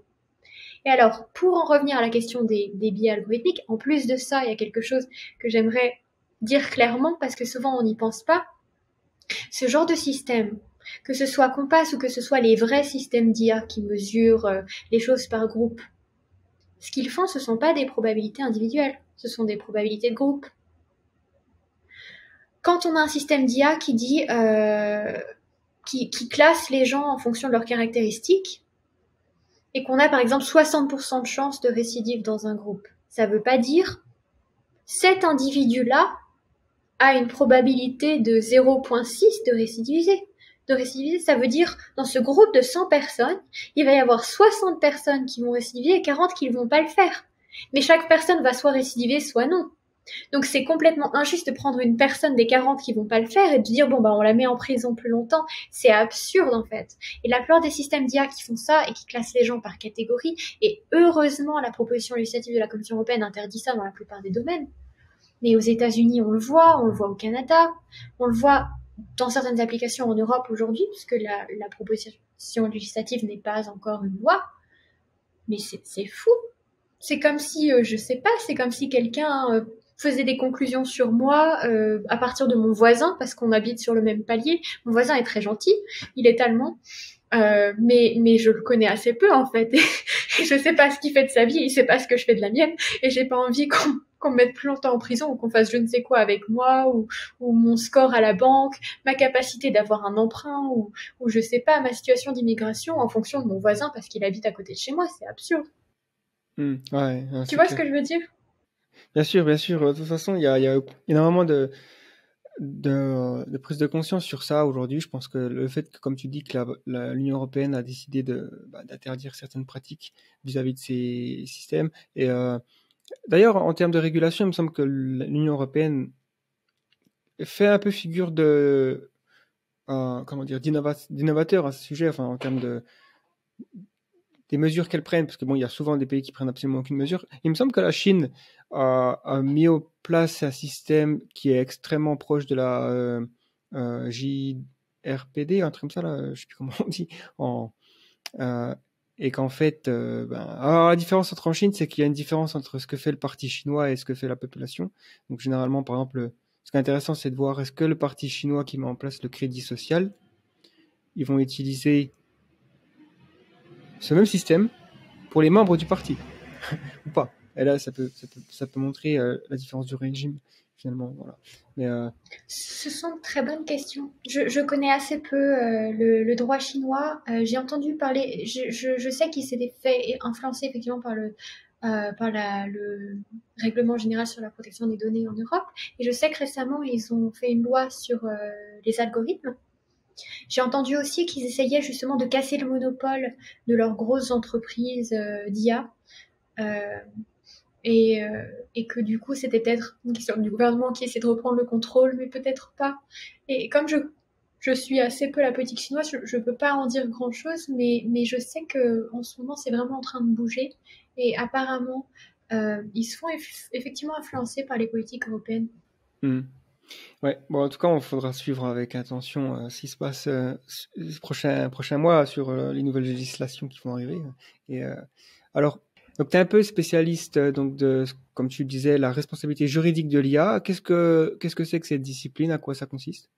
Ok, alors, en termes de responsabilité juridique, pour ce qui est des produits, tout comme les systèmes d'IA, il y a en fait deux parties.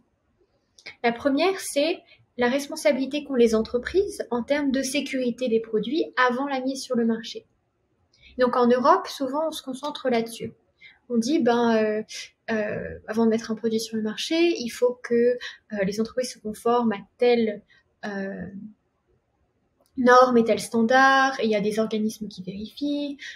Voilà, donc ça, c'est ce qui se passe quand on crée un produit. Il ne faut pas qu'il soit défectueux, il ne faut pas qu'il soit dangereux, il faut qu'il y ait une certaine transparence pour que les gens sachent exactement le niveau de risque, comment utiliser le produit, etc. Et après, il y a la responsabilité qu'on appelle liability en anglais, qui est si il m'arrive quelque chose avec un produit, est-ce que je peux porter plainte? Est-ce que je peux obtenir des dédommagements? Qu'est-ce qui se passe? Et donc aujourd'hui, j'ai mentionné la proposition législative de la Commission européenne, qui est la plus ambitieuse qui existe à ce jour sur l'IA. Elle s'occupe de ces régulations de sécurité avant la mise sur le marché. Donc elle dit en gros, en fonction des applications du système d'IA, on va avoir toute une série de normes et de standards qu'il faudra respecter. Et donc elle dit, pour les produits les plus dangereux, il faudra bien noter tout ce qu'on fait quand on crée le produit, il faut avoir des données de grande qualité, pour pas qu'il y ait par exemple de biais algorithmiques comme on les évoquait. Donc il y a toute une série de choses à faire. Et ensuite pour les systèmes d'IA qu'on considère moyennement dangereux, il y a des obligations de transparence. Et puis pour les systèmes d'IA qu'on considère pas dangereux, c'est juste des choses non obligatoires. d'accord? Et en fait, bientôt, l'Union européenne devrait proposer un nouveau texte qui s'occupe de la responsabilité ensuite. Qu'est-ce qui se passe pour les consommateurs, tu vois? Et en fait, ça, c'est plus ce qu'on voit du côté américain d'habitude. J'habite aux États-Unis, ça me fait beaucoup rire. Aux États-Unis, les gens portent plainte toujours pour tout. Enfin, c'est pas exactement des plaintes en fait, parce que c'est pas dans le système pénal, c'est dans le système civil. Donc les gens se font des procès en permanence. Voilà, je suis allée rendre visite à Monsieur Machin, il y avait un trou dans son jardin, je me suis foulé la cheville. Bon, j'exagère un peu évidemment, mais aux États-Unis, tout le monde est un peu toujours responsable de tout, alors qu'on n'a pas vraiment cette culture en Europe où on va faire de recours juridiques aussi facilement. Et aux États-Unis, en plus, il y a ce qu'on appelle les class action lawsuits. Donc, l'idée, c'est qu'on peut faire un procès collectif. Si, par exemple, moi, depuis que je vis aux États-Unis, régulièrement, j'ai reçu des lettres chez moi qui me disaient bon vous faites partie de tel procès collectif maintenant. Si vous ne voulez pas en faire partie, prévenez-nous. Sinon, on vous informera de la suite du procès. Alors, je crois que j'ai gagné 2 ou 3 dollars l'année dernière contre Google. Parce qu'apparemment, il y avait eu un problème de sécurité qui impliquait des milliers de personnes, dont moi, et nos informations personnelles avaient été volées. Alors, il y a des avocats qui ont décidé de représenter tous les gens, et je sais même pas comment ils trouvent les gens qui sont impliqués dans ce genre de choses.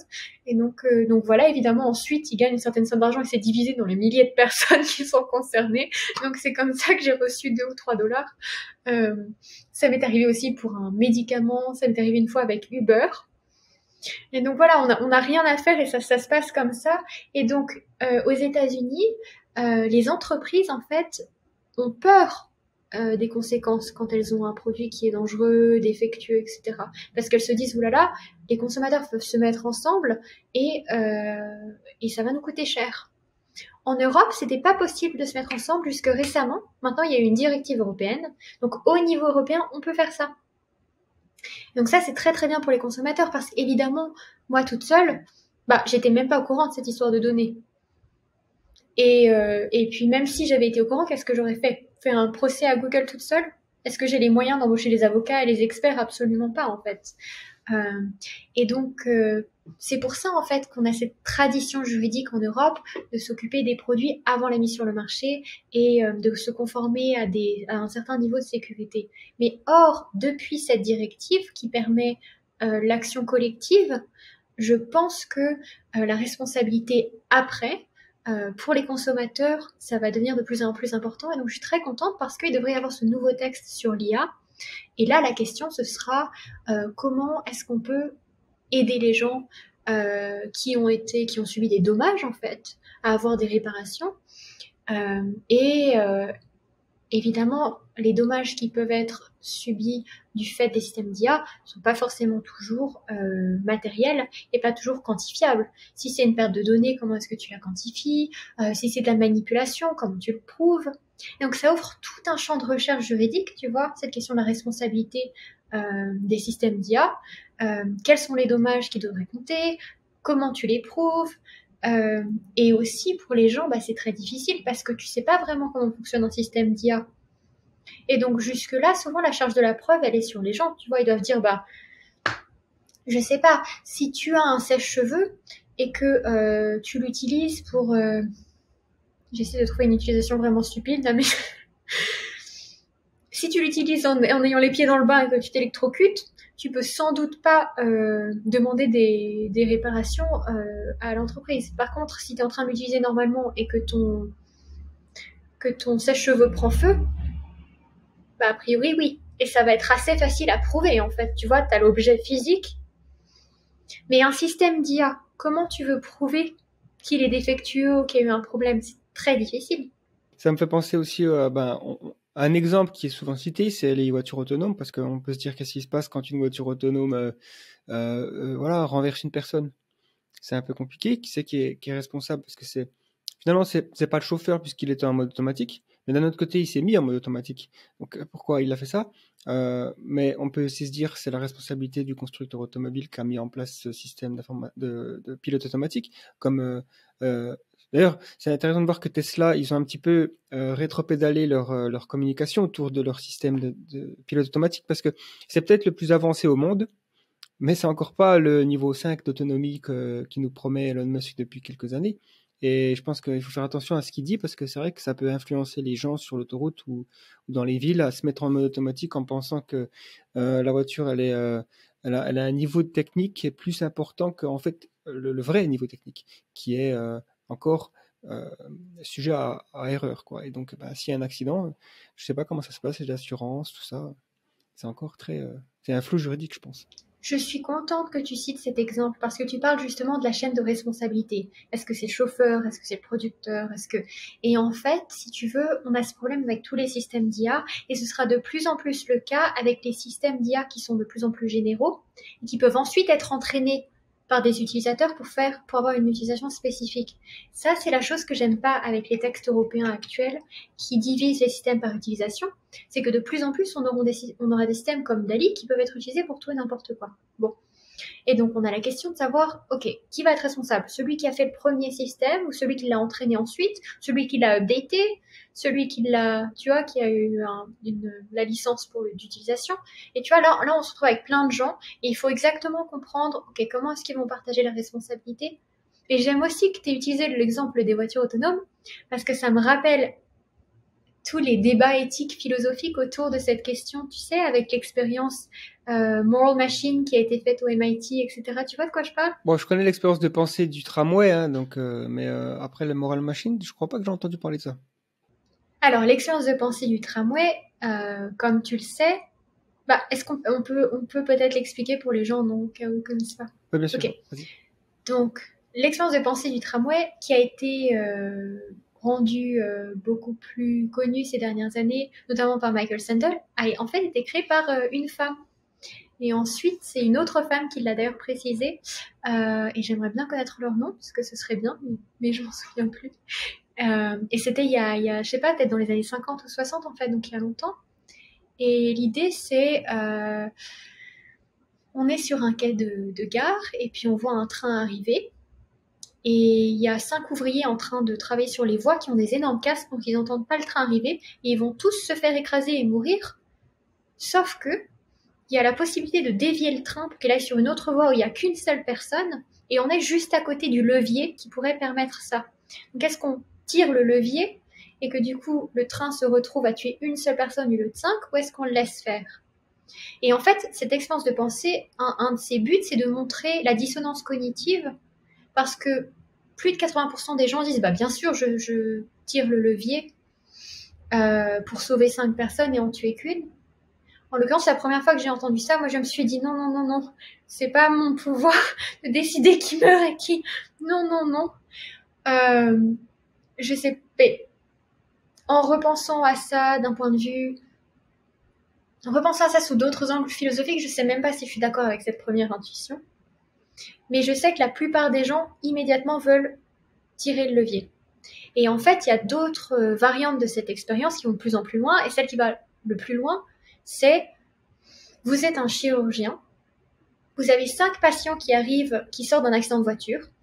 Ils ont tous un organe différent qui est en train de mourir, et donc ils vont tous mourir dans l'heure s'ils n'ont pas un remplacement de l'organe sur le champ. Or, dans la pièce d'à côté, il y a un type en pleine forme qui est venu pour un rhume. Est-ce que vous le tuez pour récupérer ces 5 organes pour sauver les 5? Et là, quasiment tout le monde dit... Non. Effectivement, quasiment tout le monde dit non. J'aimerais bien savoir ce que toi tu penses avant qu'on continue d'en parler. Qu'est-ce que tu penses? Alors, voilà, la question, pour moi, c'est vrai que le coup du médecin, je dis non parce que c'est plus les conséquences sociétales, en fait. Parce que j'ai pas envie de vivre dans un monde où à chaque fois que je vais chez le dentiste ou à la chirurgie, j'ai un risque non négligeable de me faire tuer. Alors que le coup du tramway, c'est un peu différent parce que on est plus sur un calcul utilitarien finalement. C'est-à-dire, ok, il y a 5 personnes qui vont mourir ou un. Bon, une vie humaine, ça a une valeur qu'on associe. Alors après, ce problème, c'est on commence à faire des calculs. Est-ce que chaque vie humaine est égale? Parce qu'il y a aussi une déclinaison de cette expérience de pensée où c'est tu as 5 personnes qui sont sur la voie et qui travaillent, mais la personne que tu vas écraser si tu livres le levier, c'est ta maman, c'est ton époux, c'est quelqu'un qui t'est cher. Qu'est-ce que tu fais? Et là, c'est différent parce que on a tendance à accorder plus de valeur aux personnes qu'on connaît, qu'on aime, qu'on estime, proche de soi et tout ça. La personne que tu vas écraser, ça se trouve, ce sera le prochain prix Nobel de physique qui va révolutionner la façon dont le monde évolue et qui va guérir toutes les maladies du monde. Enfin, on peut pas savoir ces genres de choses-là, mais je trouve quand même que toutes choses étant égales, comme on dit, vaut mieux écraser une personne que 5. Maintenant, il y a aussi l'expérience de pensée qui est finalement une déclinaison du tramway. Là, t'es sur un pont et tu peux pousser une personne qui est suffisamment obèse, on va dire, pour quand elle va atterrir sur la voie, bloquer le train. Je crois que c'est pas obèse à la base. Je crois que c'est un footballeur qui est très musclé et très fort. Peut-être, ouais, je sais pas, je crois que j'avais entendu le cours de justice de Michael Sandel qui est disponible à Harvard. Là.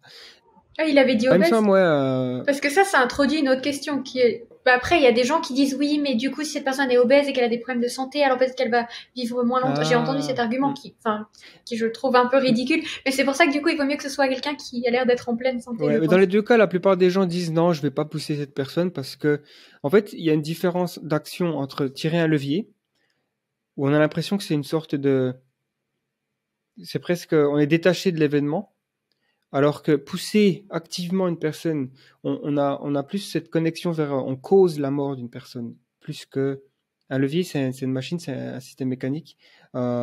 Et d'ailleurs, il y avait eu une expérience qui avait été répliquée. Je sais pas si tu connais le youtubeur Vsauce. Non. Il avait fait une série qui s'appelle Minefield et ils avaient répliqué l'expérience de pensée donc du tramway, où ils avaient donc des gens qui pensaient participer à une émission sur je sais pas quoi. En gros, ils avaient aucune idée qu'ils allaient faire partie de cette expérience. Et ils se retrouvent à un moment donné être dans une cabine. Il y a des écrans comme ça, et ils voient 5 personnes sur une voie et sur un autre écran une personne. Et ouais, je crois qu'ils sont dans une cabine d'opération de train, quoi. Et ils sont juste là pour regarder comment ça se passe. Et il y a la personne qui s'occupe du truc qui va aux toilettes.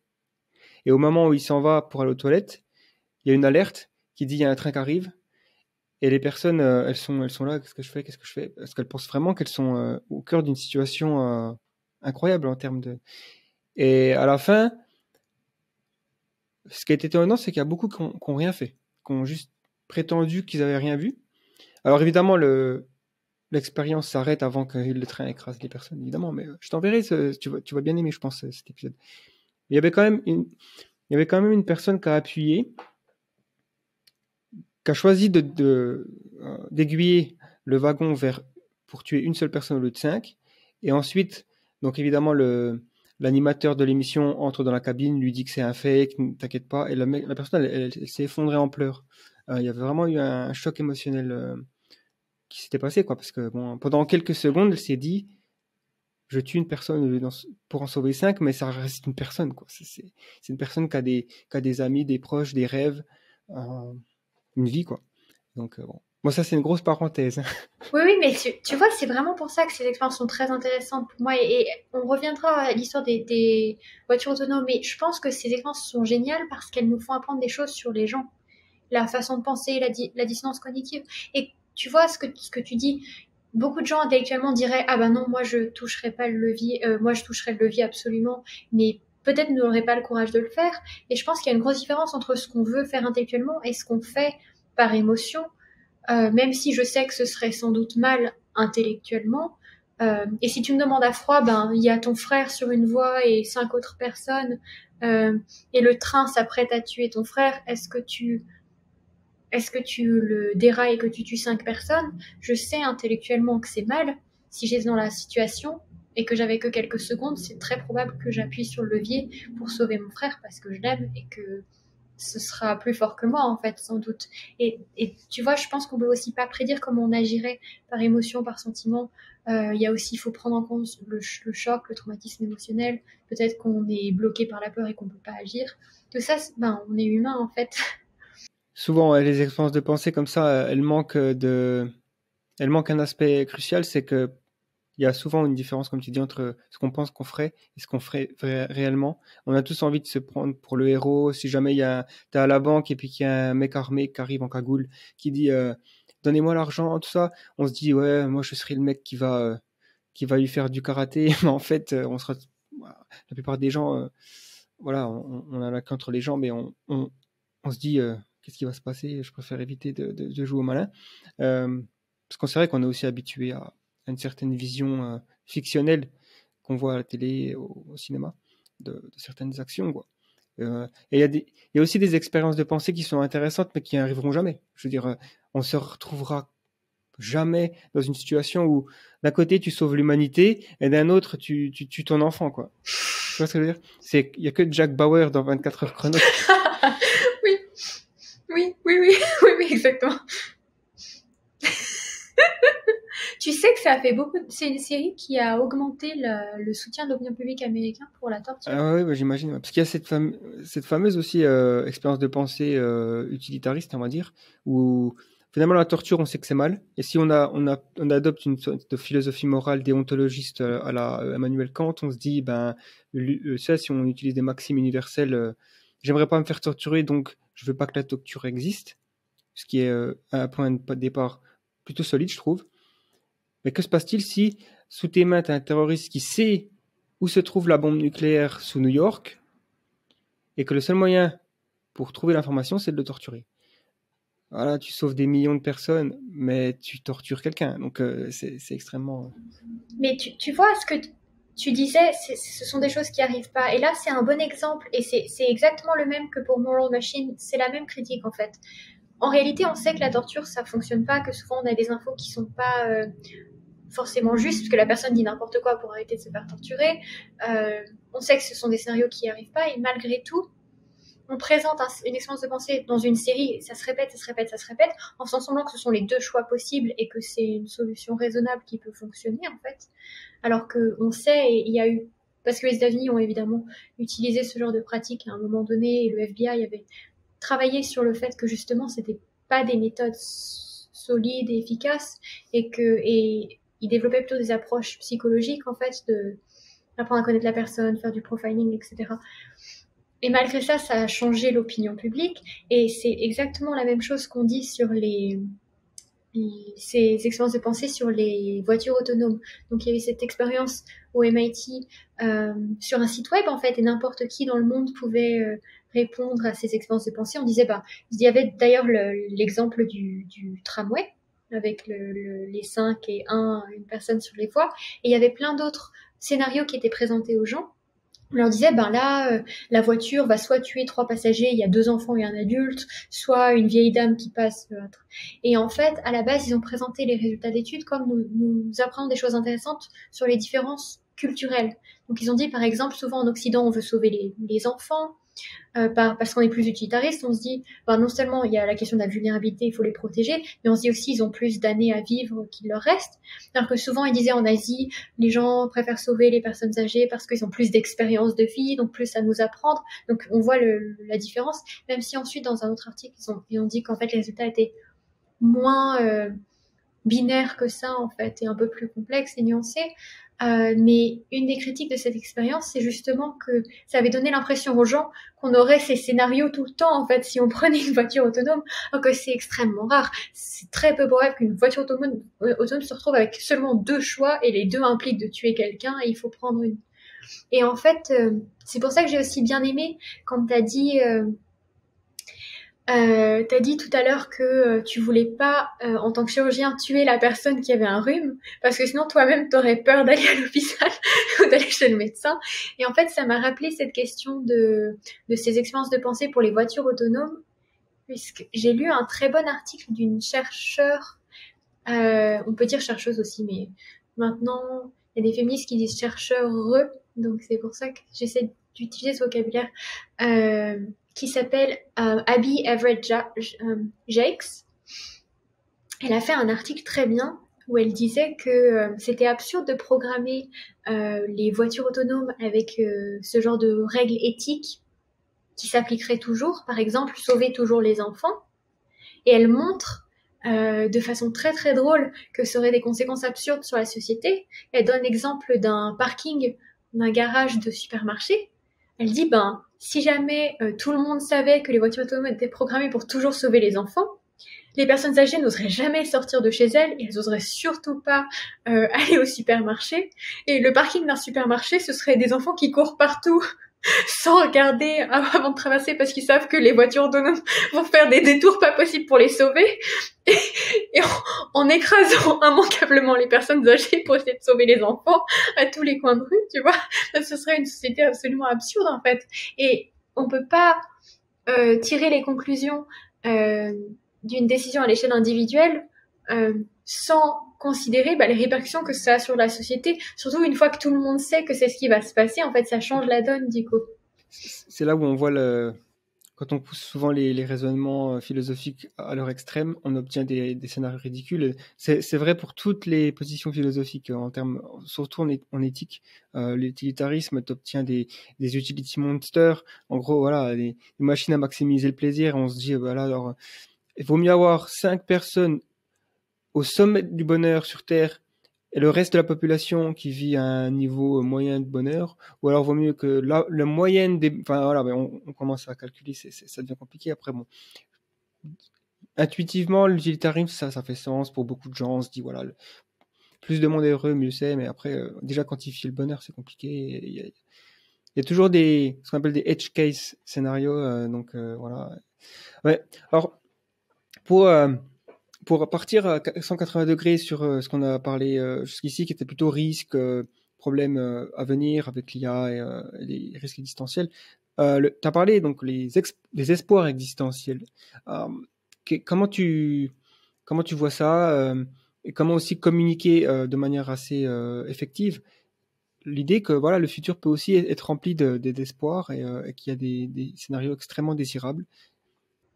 Alors, tu parles de la communication. Il y a effectivement 2 choses. Il y a la question de quels espoirs et comment faire en sorte qu'ils arrivent. Et ensuite, quel futur, en fait, on veut pour l'humanité. Et il y a la question de la communication. Quand on travaille sur les risques, c'est difficile parce que justement, il faut pas démoniser la science, en fait. Et faire comme si la science était juste dangereux, qu'il fallait la ralentir dans tous les cas, etc. Parce que c'est absolument pas le cas. Et la science est aussi porteuse d'espoir.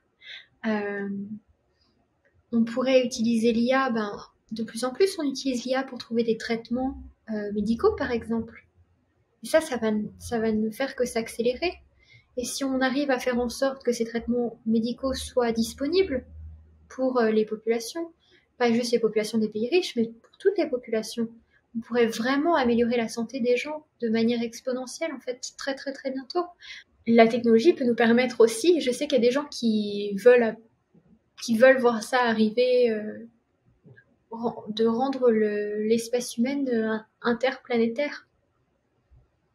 C'est quelque chose sur lequel je ne travaille pas beaucoup, donc tu peux me convaincre si toi tu as des opinions tranchées sur la question en fait.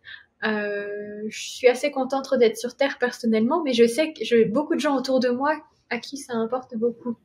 Oui, disons que l'argument principal, c'est pas nécessairement de se dire ok, la planète est foutue, on va aller vivre sur Mars et répliquer les erreurs du passé sur Mars. Ça, c'est une vision assez grotesque, je trouve, quand même, de l'humanité. Et il y a une critique des milliardaires aujourd'hui qui vont dans l'espace et tout ça. Mais bon, déjà, qui d'autre peut aller dans l'espace que les milliardaires, vu les prix que ça coûte. Et aussi ou qui envoient leur voiture. Voilà, mais bon, voilà, au lieu d'envoyer un bloc de béton, d'un côté, c'est un coup de génie, je trouve.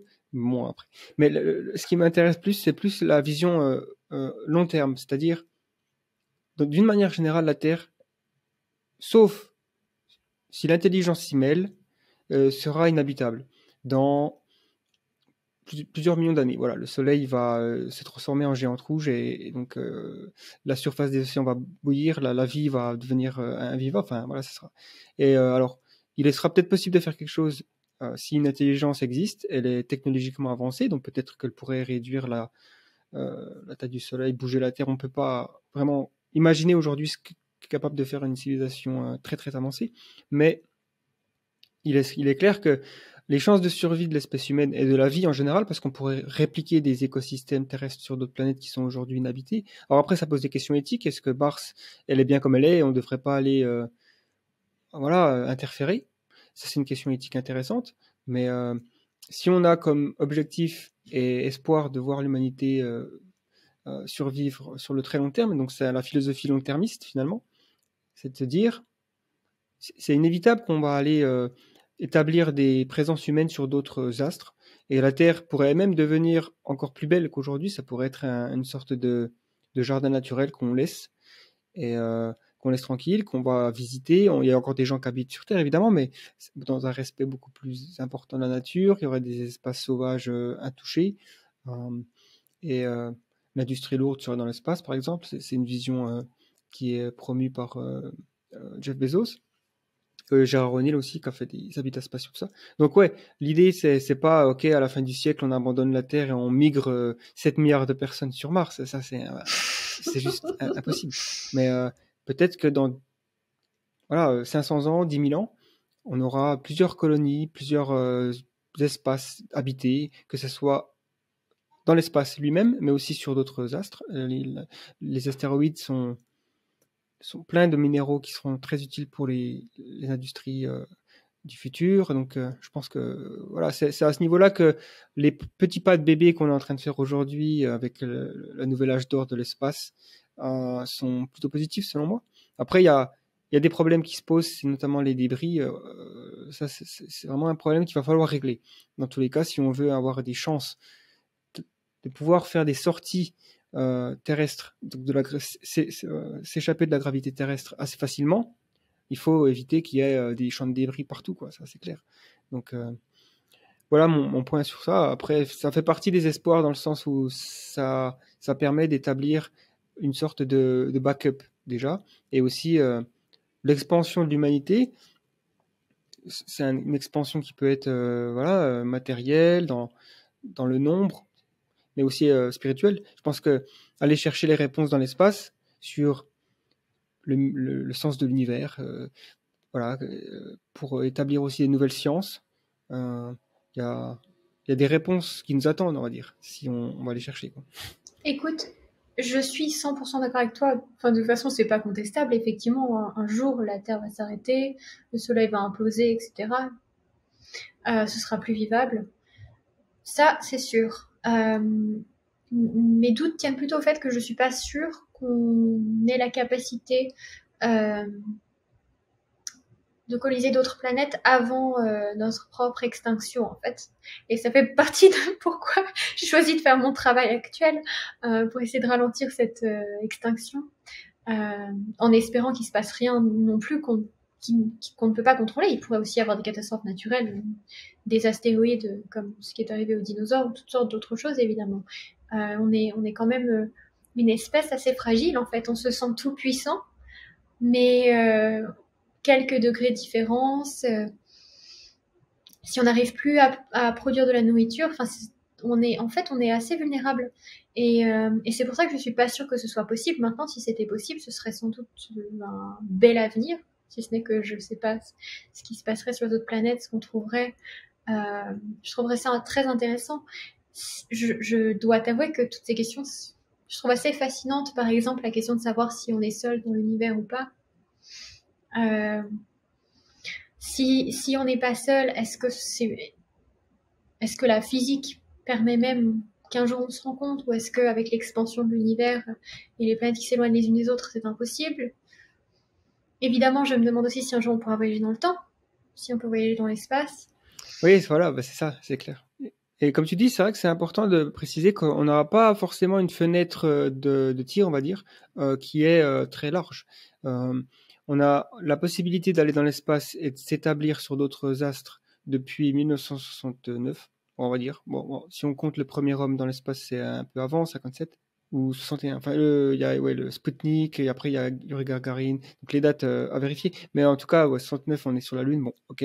Depuis, ça a un peu tardé. On a envoyé des robots, etc. Donc il y a quand même eu du progrès, évidemment. Mais voilà, ça fait moins d'un siècle, on va dire, qu'on a la capacité technologique de faire des choses dans l'espace. Et on aura peut-être encore un siècle. ou pas, ou peut-être moins, peut-être plus. On ne sait pas vraiment, on va dire. Voilà. Et c'est important de profiter de cette opportunité pour investir. Et voilà, il y a aussi ce débat. Il y a des gens qui pensent qu'on investit. C'est soit on sauve la planète et on investit énormément dans les énergies renouvelables, tout ça pour essayer d'endiguer le réchauffement climatique, soit on va dans l'espace, comme si on ne pouvait pas faire les deux. Il me semble que 1% du PIB mondial, même peut-être moins, pourrait être dédié aux aventures spatiales, si on veut, et le reste à la Terre. Enfin, c'est ça. Aujourd'hui, je pense que le budget annuel de cosmétiques, marketing de la planète dépasse le budget de la recherche spatiale, quoi. Donc, nos priorités ne sont pas tellement alignées sur les trucs les plus importants. Et c'est aussi ça que tu disais, les risques existentiels, c'est souvent très petite probabilité pour des grosses conséquences. Et c'est pour ça que c'est important de s'y pencher, parce que certes, les probabilités sont faibles, mais les conséquences sont tellement grandes, à savoir l'extinction de l'humanité, que ça vaut le coup de les réduire même de quelques pourcentages, quoi. Tu sais, je trouve que les questions philosophiques qui génèrent cette discussion sont très intéressantes. Quand on parle par exemple de la survie de l'espèce et qu'on parle de la survie de l'espèce dans l'espace, évidemment, c'est pas toi ou moi qui allons aller vivre sur notre planète, et ce sont d'ailleurs même pas nos enfants. Ce serait sans doute quelques personnes qu'on enverrait à différents endroits qui se reproduiraient là-bas en fait. Oui. Et donc je trouve ça assez intéressant. Et je me demande si on est la seule espèce qui s'inquiète de la survie de l'espèce elle-même, pas à l'échelle individuelle, tu vois, mais comme ça dans l'abstrait. Tu vois ce que je veux dire? Ouais, Parce qu'en fait, toi et moi, ça nous concerne pas, mais ça nous concerne même pas de façon génétique, au sens où ce sera sans doute pas nos propres descendants qui réussiront à... Et pourtant, en fait, on a cette volonté que l'espèce ne s'éteigne pas, qui est à l'échelle, enfin, sur le plan philosophique, qui n'est pas juste intuitif, qui n'est pas juste une question de se reproduire. Et je sais pas si ça, tu vois, si on a un avantage évolutionnaire à penser comme ça, et si, ça m'interroge en fait, tu vois, cette quête de continuer l'espèce. C'est vrai, c'est très intéressant, parce qu'il y a aussi récemment la philosophie long-termiste qui a vu le jour et qui a été donc, on va dire, elle s'est répandue notamment à travers la communauté altruiste efficace et aussi donc les personnes transhumanistes, enfin voilà, qui travaillent sur cette idée que si le futur, comme on dit, il y a des espoirs existentiels, alors il faut tout faire pour se diriger vers ces futurs. Donc, mais comme tu dis, c'est vrai il y a on est probablement la seule espèce sur Terre, en tout cas, à avoir une vision de l'espèce et non pas juste finalement obéir nos gènes, parce que nos gènes, ils ont une envie, c'est de se reproduire, ça c'est sûr. Mais l'espèce entière, alors il me semble, group selection, c'est la sélection de groupe en biologie et en darwinisme, qui est, ça fait polémique. Il y a des gens qui pensent que ça n'existe pas, que les avantages sont qu'individuels, c'est-à-dire voilà, l'adaptation d'un organisme à son environnement, ça se fait à l'échelle individuelle et pas à l'échelle de groupe. Et il y en a d'autres qui pensent que si. Bon, je suis pas trop sûr et j'ai pas vraiment forcément suivi en détail les avancées là-dessus, mais en tout cas, je pense que ce qu'on a que les autres espèces n'ont pas, c'est voilà, c'est un gros lobe préfrontal, donc le néocortex, qui nous permet d'avoir une réflexion de soi. On sait qu'on est conscient. On n'est pas juste conscient. Il y a plein d'espèces conscientes sur Terre, j'en suis sûr. Les chiens, les animaux, mais je suis pas sûr que ces espèces sont capables de se dire, moi demain je vais aller faire ça. Voilà, ce genre de choses. C'est vraiment difficile de savoir. Et donc, du coup, je me dis, vu qu'on a cette. En tout cas, s'il y a d'autres espèces qui sont capables, il n'y en a pas beaucoup. Ça se réduit déjà aux mammifères. Et ensuite, peut-être une poignée, quoi. Mais donc, peut-être que vu qu'on a des outils et qu'on a aussi cette tendance à se projeter dans le futur plus que les autres espèces, on est capable de planifier notre retraite, par exemple. Et donc, si on pousse là, il y a plein de gens qui disent après moi le déluge. Bon, c'est vrai que. On pourrait se dire, et c'est pour ça que le réchauffement climatique, il a du mal à être adressé de manière efficace, puisque c'est du temps long quand même. C'est des échelles de décennies à après 2100, qu'est-ce qui se passe? Bon, la plupart des gens aujourd'hui seront morts, donc est-ce que je devrais sacrifier mon niveau de vie pour... c'est le cœur de la philosophie long-termiste, parce que les long-termistes, ils disent vraiment, ce qui a le plus de valeur, c'est les générations futures, parce qu'il y en aura beaucoup plus. Par définition, si on n'est pas éteint, et que on se projette sur un futur très long, il y aura 10 puissance 25 humains potentiellement qui vont vivre jusqu'à l'ultime extinction de l'univers ou même de l'espèce, mais dans un futur très très très loin.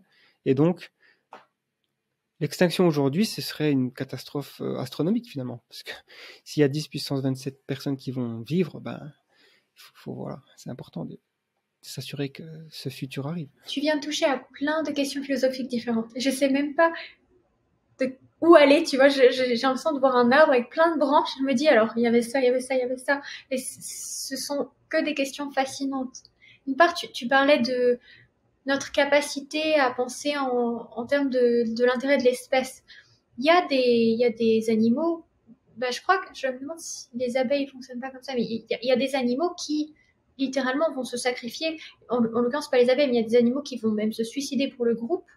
C'est la survie du groupe qui compte. Mais effectivement, c'est sans doute pas sur le plan philosophique. Bon, après, je suis pas dans la tête des abeilles, des fourmis et d'autres, mais sans doute pas sur le plan philosophique. Maintenant, quand tu parles du lobe préfrontal et de la conscience d'avoir la conscience, je suis pas sûre que la distinction entre les humains et les autres animaux soit tout à fait binaire.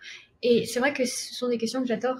Je lis souvent sur, tu sais, la communication avec les autres animaux, le langage, par exemple, chez les dauphins, chez les gorilles. Je pense que, par exemple, les gorilles sont tout à fait capables de dire « je », de se souvenir de choses, de parler de leurs souvenirs. Tu sais, il y a plusieurs expériences de langage des signes avec des gorilles. Il y avait une expérience qui m'avait vraiment choquée. Une femelle gorille, une soignante qui n'était pas là parce qu'elle avait, je crois, fait une fausse couche, et ensuite qui explique à l'une des gorilles quelques jours plus tard pourquoi elle était absente, et la gorille qui lui dit que ça lui est arrivé aussi et qu'elle est triste pour elle. Donc c'était à la fois de l'empathie, un souvenir de quelque chose qui s'est passé dans le passé, et la compréhension de soi et de l'autre, tu vois. Donc ça, c'est déjà très complexe. Évidemment, les gorilles font partie des animaux les plus avancés, mais j'hésite à accepter l'idée que les animaux n'ont pas cette conscience, parce que tu sais, il y a 60 ans, on pensait que les bébés n'avaient pas de conscience et ne ressentaient pas la douleur, et on les opérait sans anesthésie. Et j'ai l'impression que on fait de plus en plus de progrès sur ce qui est les animaux, leur conscience. Maintenant, on sait très bien que les animaux ont un langage assez développé entre eux, en fait. Et d'ailleurs, je suis allée faire une balade dans les bois l'autre jour. J'ai appris les différents cris des... comment on dit en français, les chipmunks? Tu sais, c'est les petits rongeurs qui ressemblent à des... comme tic et tac. Ouais, c'est des petits rongeurs, quoi. Ils sont très mignons. Et en fait, ils ont des cris différents pour dire ah, il y a un animal dangereux qui est en train de voler. Et ah, il y a un animal dangereux sur Terre. Et ils ont toutes sortes de cris pour... localisé. Et donc, si tu marches près d'un chipmunk, il va dire à ses petits amis ah, il y a un animal dangereux qui est en train de marcher. Et c'est rigolo. Et donc, tu les vois parce que, évidemment, de leur point de vue, je suis un animal dangereux, alors que je les trouve très mignons et que je leur veux pas de mal. Mais en fait, oui, apparemment, j'ai lu récemment que la plus grosse différence en termes de langage, tu sais, c'est le langage récursif. La possibilité de dire que. Aussi l'abstraction, je pense. C'est-à-dire, c'est le point aussi de Yuval Noah Harari qui fait que, c'est vrai que comme tu dis, la conscience de soi, elle est certainement pas unique à l'être humain, et le langage non plus. On sait qu'il y a d'autres espèces voilà, les oiseaux ont un langage avancé, les dauphins, mais en fait, il pourrait y avoir quelque chose qui s'est passé dans l'esprit d'Homo sapiens, peut-être d'autres hominidés qui ont disparu depuis. C'est la capacité d'abstraction, c'est-à-dire, c'est une chose de dire, attention, il y a un lion, il faut se cacher. Et à un moment donné, on s'est dit, voici l'emblème de ma tribu, c'est un lion. C'est pas la même relation à la réalité, en fait. Et on s'est commencé à raconter des histoires. C'est le rôle de la fiction qui est très importante. Donc bon, ça c'est une pierre angulaire, je pense, de ce qui fait qu'on est des humains. Écoute, j'ai adoré ce livre. Sapiens? Oui, j'ai adoré ce livre et j'ai trouvé sa théorie sur la fiction qui dit en gros que la plus grosse différence entre les gens et les autres animaux, c'est la fiction qui nous permet de collaborer entre nous. Et évidemment, il utilise un exemple français avec l'histoire de Peugeot. Et puis il dit oui, quand on monte dans un avion alors qu'on connaît pas le pilote et on connaît pas les autres gens de l'avion, mais c'est parce qu'on croit en la compagnie aérienne qui est symbolique et tout ça. Et en fait, j'ai trouvé sa théorie très très intéressante et alléchante et par contre j'y apporterai quelques nuances parce que je pense que il y a un certain niveau de fiction parmi les animaux, par exemple les jeux. Quand des lionceaux jouent entre eux, c'est fictionnel, ils font semblant de se chasser entre eux, etc. Quand les animaux font de l'humour, en l'occurrence, ça existe l'humour chez les animaux. Pour moi, l'humour, c'est une forme de fiction. Alors évidemment, ça va pas jusqu'à créer des entreprises. Et d'ailleurs, ce serait drôle si on voyait d'un seul coup des animaux dans la rue fabriquer des bâtiments et créer des entreprises. Je me demande ce qui se passerait au niveau de je sais pas si on leur ferait la guerre pour mais oui, tu vois, ça va pas aussi loin. Mais tu vois, pour moi, c'est plus un spectre. En fait, j'ai trouvé juste que sa théorie était un peu trop binaire. Voilà, j'y adhère, mais peut-être avec un spectre un peu plus large, tu vois. Ouais, je suis tout à fait d'accord. Il y a beaucoup de façons de réflexion là-dessus. C'est des spectres. Et voilà, c'est comme l'intelligence. On peut pas dire que les humains sont intelligents et les autres espèces sont pas intelligentes. C'est absolument faux parce que évidemment, c'est un spectre, c'est un gradient, quoi. Il y a un niveau, enfin, c'est plus un curseur. Il y a même plusieurs curseurs. L'intelligence, c'est pas juste un curseur. T'es intelligent ou tu l'es pas. Mais c'est plus émotionnel que d'autres. Peut-être une certaine, il y a des intelligences plus scientifiques, mathématiques, les nombres qui fait que certaines tâches qui sont plus faciles que d'autres et d'autres c'est plus les langages, enfin bref, c'est super intéressant aussi. Par contre, on approche petit à petit la fin de ce podcast et je vais juste te poser une dernière question. C'est est-ce qu'on vit dans une simulation selon toi? C'est une très bonne question. En une phrase. Non. Évidemment, je sais pas, mais je trouve que c'est une question passionnante. Et évidemment, proche de la capacité de simuler nous-mêmes l'intelligence et de simuler nous-mêmes des petits univers, plus on se dit que c'est probable qu'on soit soi-même dans une simulation. Après, il y a des gens qui disent non, non, non, si on était dans une simulation, on aurait déjà trouvé des bugs. Mais en fait, tu vois, je vois pas trop en quoi c'est différente que la théorie de Dieu. En gros, dans les deux cas, on a été créé.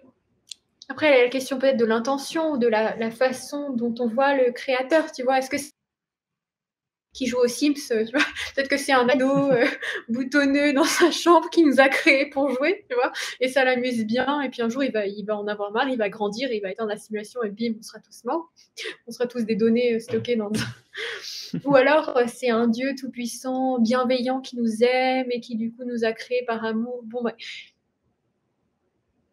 Tu vois, tout ça, ça me paraît être un peu subjectif, en fait, si on adhère à la théorie de la simulation.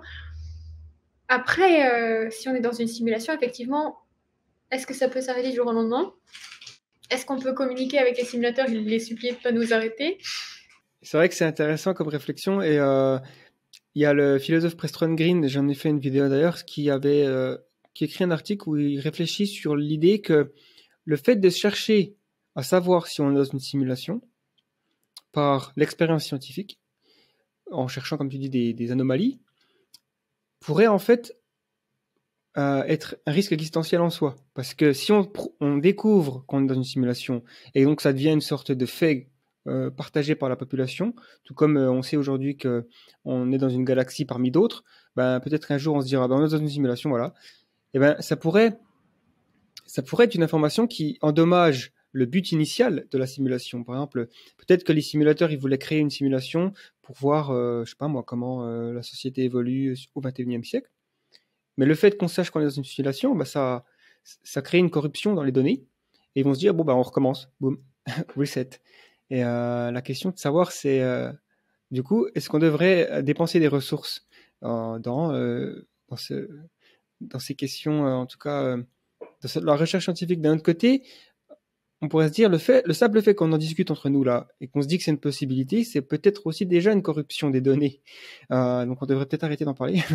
Mais alors le fait que Nick Bostrom, qui a écrit l'argument de la simulation en début des années 2000, qui a rendu populaire ces questionnements, ça devrait déjà être en soi quelque chose qui peut être un danger pour le monde si on est dans une simulation. Ou alors, on n'a absolument aucune idée aussi des motivations, si on est dans une simulation, pourquoi ça peut être... ça se trouve, on n'a rien à craindre. Des fois, je me dis, bon, au final, ça change pas grand-chose déjà de notre vie quotidienne. Ce qui est réel, c'est ce qu'on expérimente, ce qu'on expérimente au quotidien. La souffrance est réelle pour ceux qui expérimentent la souffrance. Et donc, d'un point de vue éthique et moral, ça ne devrait pas changer notre quotidien, parce qu'il y en a qui pensent que forcément, si on est dans une simulation, c'est un peu comme GTA où je peux aller prendre une voiture et écraser des gens comme je veux, il n'y a plus de conséquences qui comptent. Si, parce que si tu fais ça, tu vas quand même aller en prison. Même si c'est dans une simulation, c'est une simulation de prison qui est très réelle pour la personne qui est en prison, quoi. Donc, puis les gens qui sont morts, c'est très réel, quoi. La souffrance, exactement. Ouais. Tu sais, ça me rappelle qu'on n'a pas parlé de la vie artificielle. Allez, je te laisse lancer le sujet pendant quelques minutes. Vie artificielle, qu'est-ce que c'est ça? Alors, la vie artificielle, c'est en gros, c'est un champ disciplinaire qui a été créé à la base pour mieux comprendre la vie. Et l'idée, c'est de reproduire les propriétés de la vie. Donc, par exemple, le fait de s'auto-organiser, le fait de se reproduire. Et c'est un champ méconnu, alors même que c'est un champ qui, à la base, englobe la biologie synthétique, certains domaines de l'IA, des domaines qui ont explosé, qui sont devenus très connus. Et donc, aujourd'hui, la plupart des gens qui travaillent dans ce domaine, si on leur dit, tu sais, tu fais de la vie artificielle, ils sont là, quoi? Qu'est-ce que... Et en fait, je voulais mettre ça sur le tapis, et surtout quand tu parles de simulation, parce que justement, j'ai un ami qui travaille dans la vie artificielle et qui travaillait à faire des simulations de cellules dans des ordinateurs, et qui me disait qu'en fait, ça lui faisait peur. Parce qu'elles prennent, par exemple, juste à survivre, donc tout comme nous, on a été programmés par l'évolution à survivre, et ensuite elles font leur vie, et elles prennent des initiatives, et ça lui faisait peur parce qu'elles avaient l'air conscientes pour lui. Et en fait, ça pose des questions philosophiques qui sont, aujourd'hui, on essaye de reproduire la vie, et on se prend un peu justement pour Dieu ou pour le simulateur. Et c'est aussi pour ça qu'on se dit, est-ce que nous aussi, dans ce cas, voilà. Et l'autre chose, c'est que ça change, je pense, la façon dont on se perçoit. Tu vois, de plus en plus, on utilise cette soi-même et on dit, par exemple, peut-être que nous, on n'est qu'une série d'algorithmes. Et en fait, c'est vrai, on est entre autres une série d'algorithmes. Et de plus en plus, on se rend compte qu'on a assez peu de libre arbitre, qu'on est facilement manipulable, que si on entend un mot suffisamment de fois, il est plus accessible à notre mémoire et qu'on va l'utiliser soi-même. Et en fait, petit à petit, on apprend aussi, en observant la technologie, des choses sur nous-mêmes, sur la vie. Et donc, c'est une sorte de processus réciproque qui est fascinant, qui englobe la biologie synthétique, qui englobe l'apprentissage par renforcement, reinforcement learning, et ce genre de choses, voilà, et qui pourrait englober peut-être l'intelligence artificielle générale, si on en crée une, en fait, sur notre modèle. Ouais, non, c'est vrai que c'est fascinant. Et c'est aussi, ça mène à la question, effectivement, aussi des risques existentiels. Qu'est-ce qui se passe quand le point d'entrée d'une technologie aussi dramatique que créer des vies artificielles baisse et qu'un individu ou une poignée d'individus avec, je sais pas moi, une petite imprimante biologique peut modifier génétiquement le virus de la grippe, le relâcher. Comment on contrôle ça? Parce que finalement, c'est ça le problème. Finalement, la portée du mal qu'on peut faire augmente beaucoup plus à mesure que la technologie augmente. Et il y a cette phrase que j'ai entendue récemment dans un podcast. Il disait la technologie, c'est comme une pièce où une face, c'est l'immortalité et l'autre, c'est l'extinction. Donc en fait, finalement, peut-être que le point oméga de l'évolution de l'humain, c'est soit on s'éteint, soit on atteint une sorte d'immortalité, entre guillemets. C'est un peu des stades attracteurs. Comme il me semble Nick Bostrom parle de ça. C'est des points attracteurs, c'est-à-dire une fois que tu as éteint bah, c'est fini, il n'y a plus de retour possible. Et une fois que tu atteins un certain niveau technologique qu'on pourrait appeler immortalité, bah, il n'y a plus d'extinction possible. En gros, et pas pour l'individu, hein, mais pour la société, l'humanité, quoi. Et c'est naviguer le entre les deux qui va déterminer vers où on va, quel attracteur, voilà. C'est fascinant, hein. Absolument. Oui. Voilà. Bah, tu sais, j'ai rencontré un travail sur la modification des humains pour les rendre adaptables à tous les milieux, par exemple sous l'eau, par exemple l'espace. Et ça m'a à la fois fait peur et rassuré. Je me dis effectivement à long terme, peut-être qu'on aura besoin de ça, et en même temps, je préférerais pas qu'on nous modifie quand on n'a pas besoin.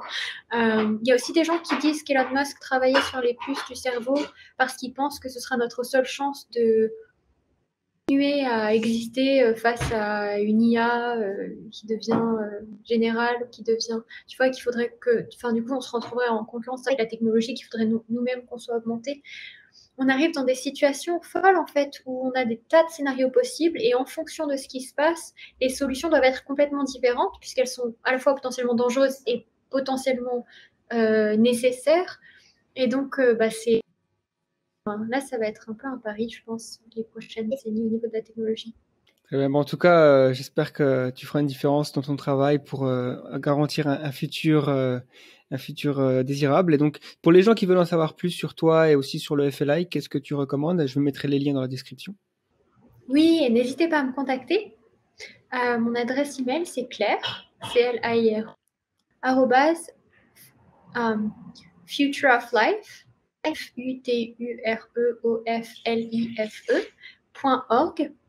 Ça me fera plaisir si vous me dites que vous avez écouté le podcast, et on peut avoir des conversations avec grand plaisir. Si vous voulez vous engager ou rejoindre nos efforts en différentes capacités, n'hésitez pas. Et voilà. Et puis c'est vrai que ça me fera toujours plaisir s'il y a des gens qui m'écoutent en français ou qui me contactent. Je serais contente puisque j'ai pas beaucoup d'occasion de travailler en France. Et donc, j'aimerais bien savoir ce qui se passe et comment ces questions-là sont reçues dans les pays francophones. Merci en tout cas, et bonne continuation. J'espère que ton travail au Future of Life Institute portera ses fruits. C'est un organisme, une institution, c'est un peu comme le Future of Humanity Institute. J'adore vraiment ce qu'ils font, quoi. C'est juste les réflexions. Il y a peu de personnes qui, voilà, leur day job, c'est de faire ça, quoi. C'est incroyable finalement. Donc bon, merci d'avoir écouté ce podcast jusqu'au bout. J'espère que ça vous a plu. D'ailleurs, je ne sais pas si vous avez constaté que l'environnement est un peu différent. C'est parce que j'enregistre cette intro et cette outro en même temps. Et oui, mais après le podcast. D'ailleurs, quelques jours après. C'est pour ça que tout a changé. Je ne me suis pas téléporté, hein. Profitez-en pour aller voir nos différents autres podcasts, les contenus qu'on a déjà créés, donc à la fois des vidéos sur YouTube, des documentaires premium sur le site, et les 2 séries de podcasts, Humain demain et la prospective. Et c'est tout. Donc, merci beaucoup, et je vous dis à la prochaine.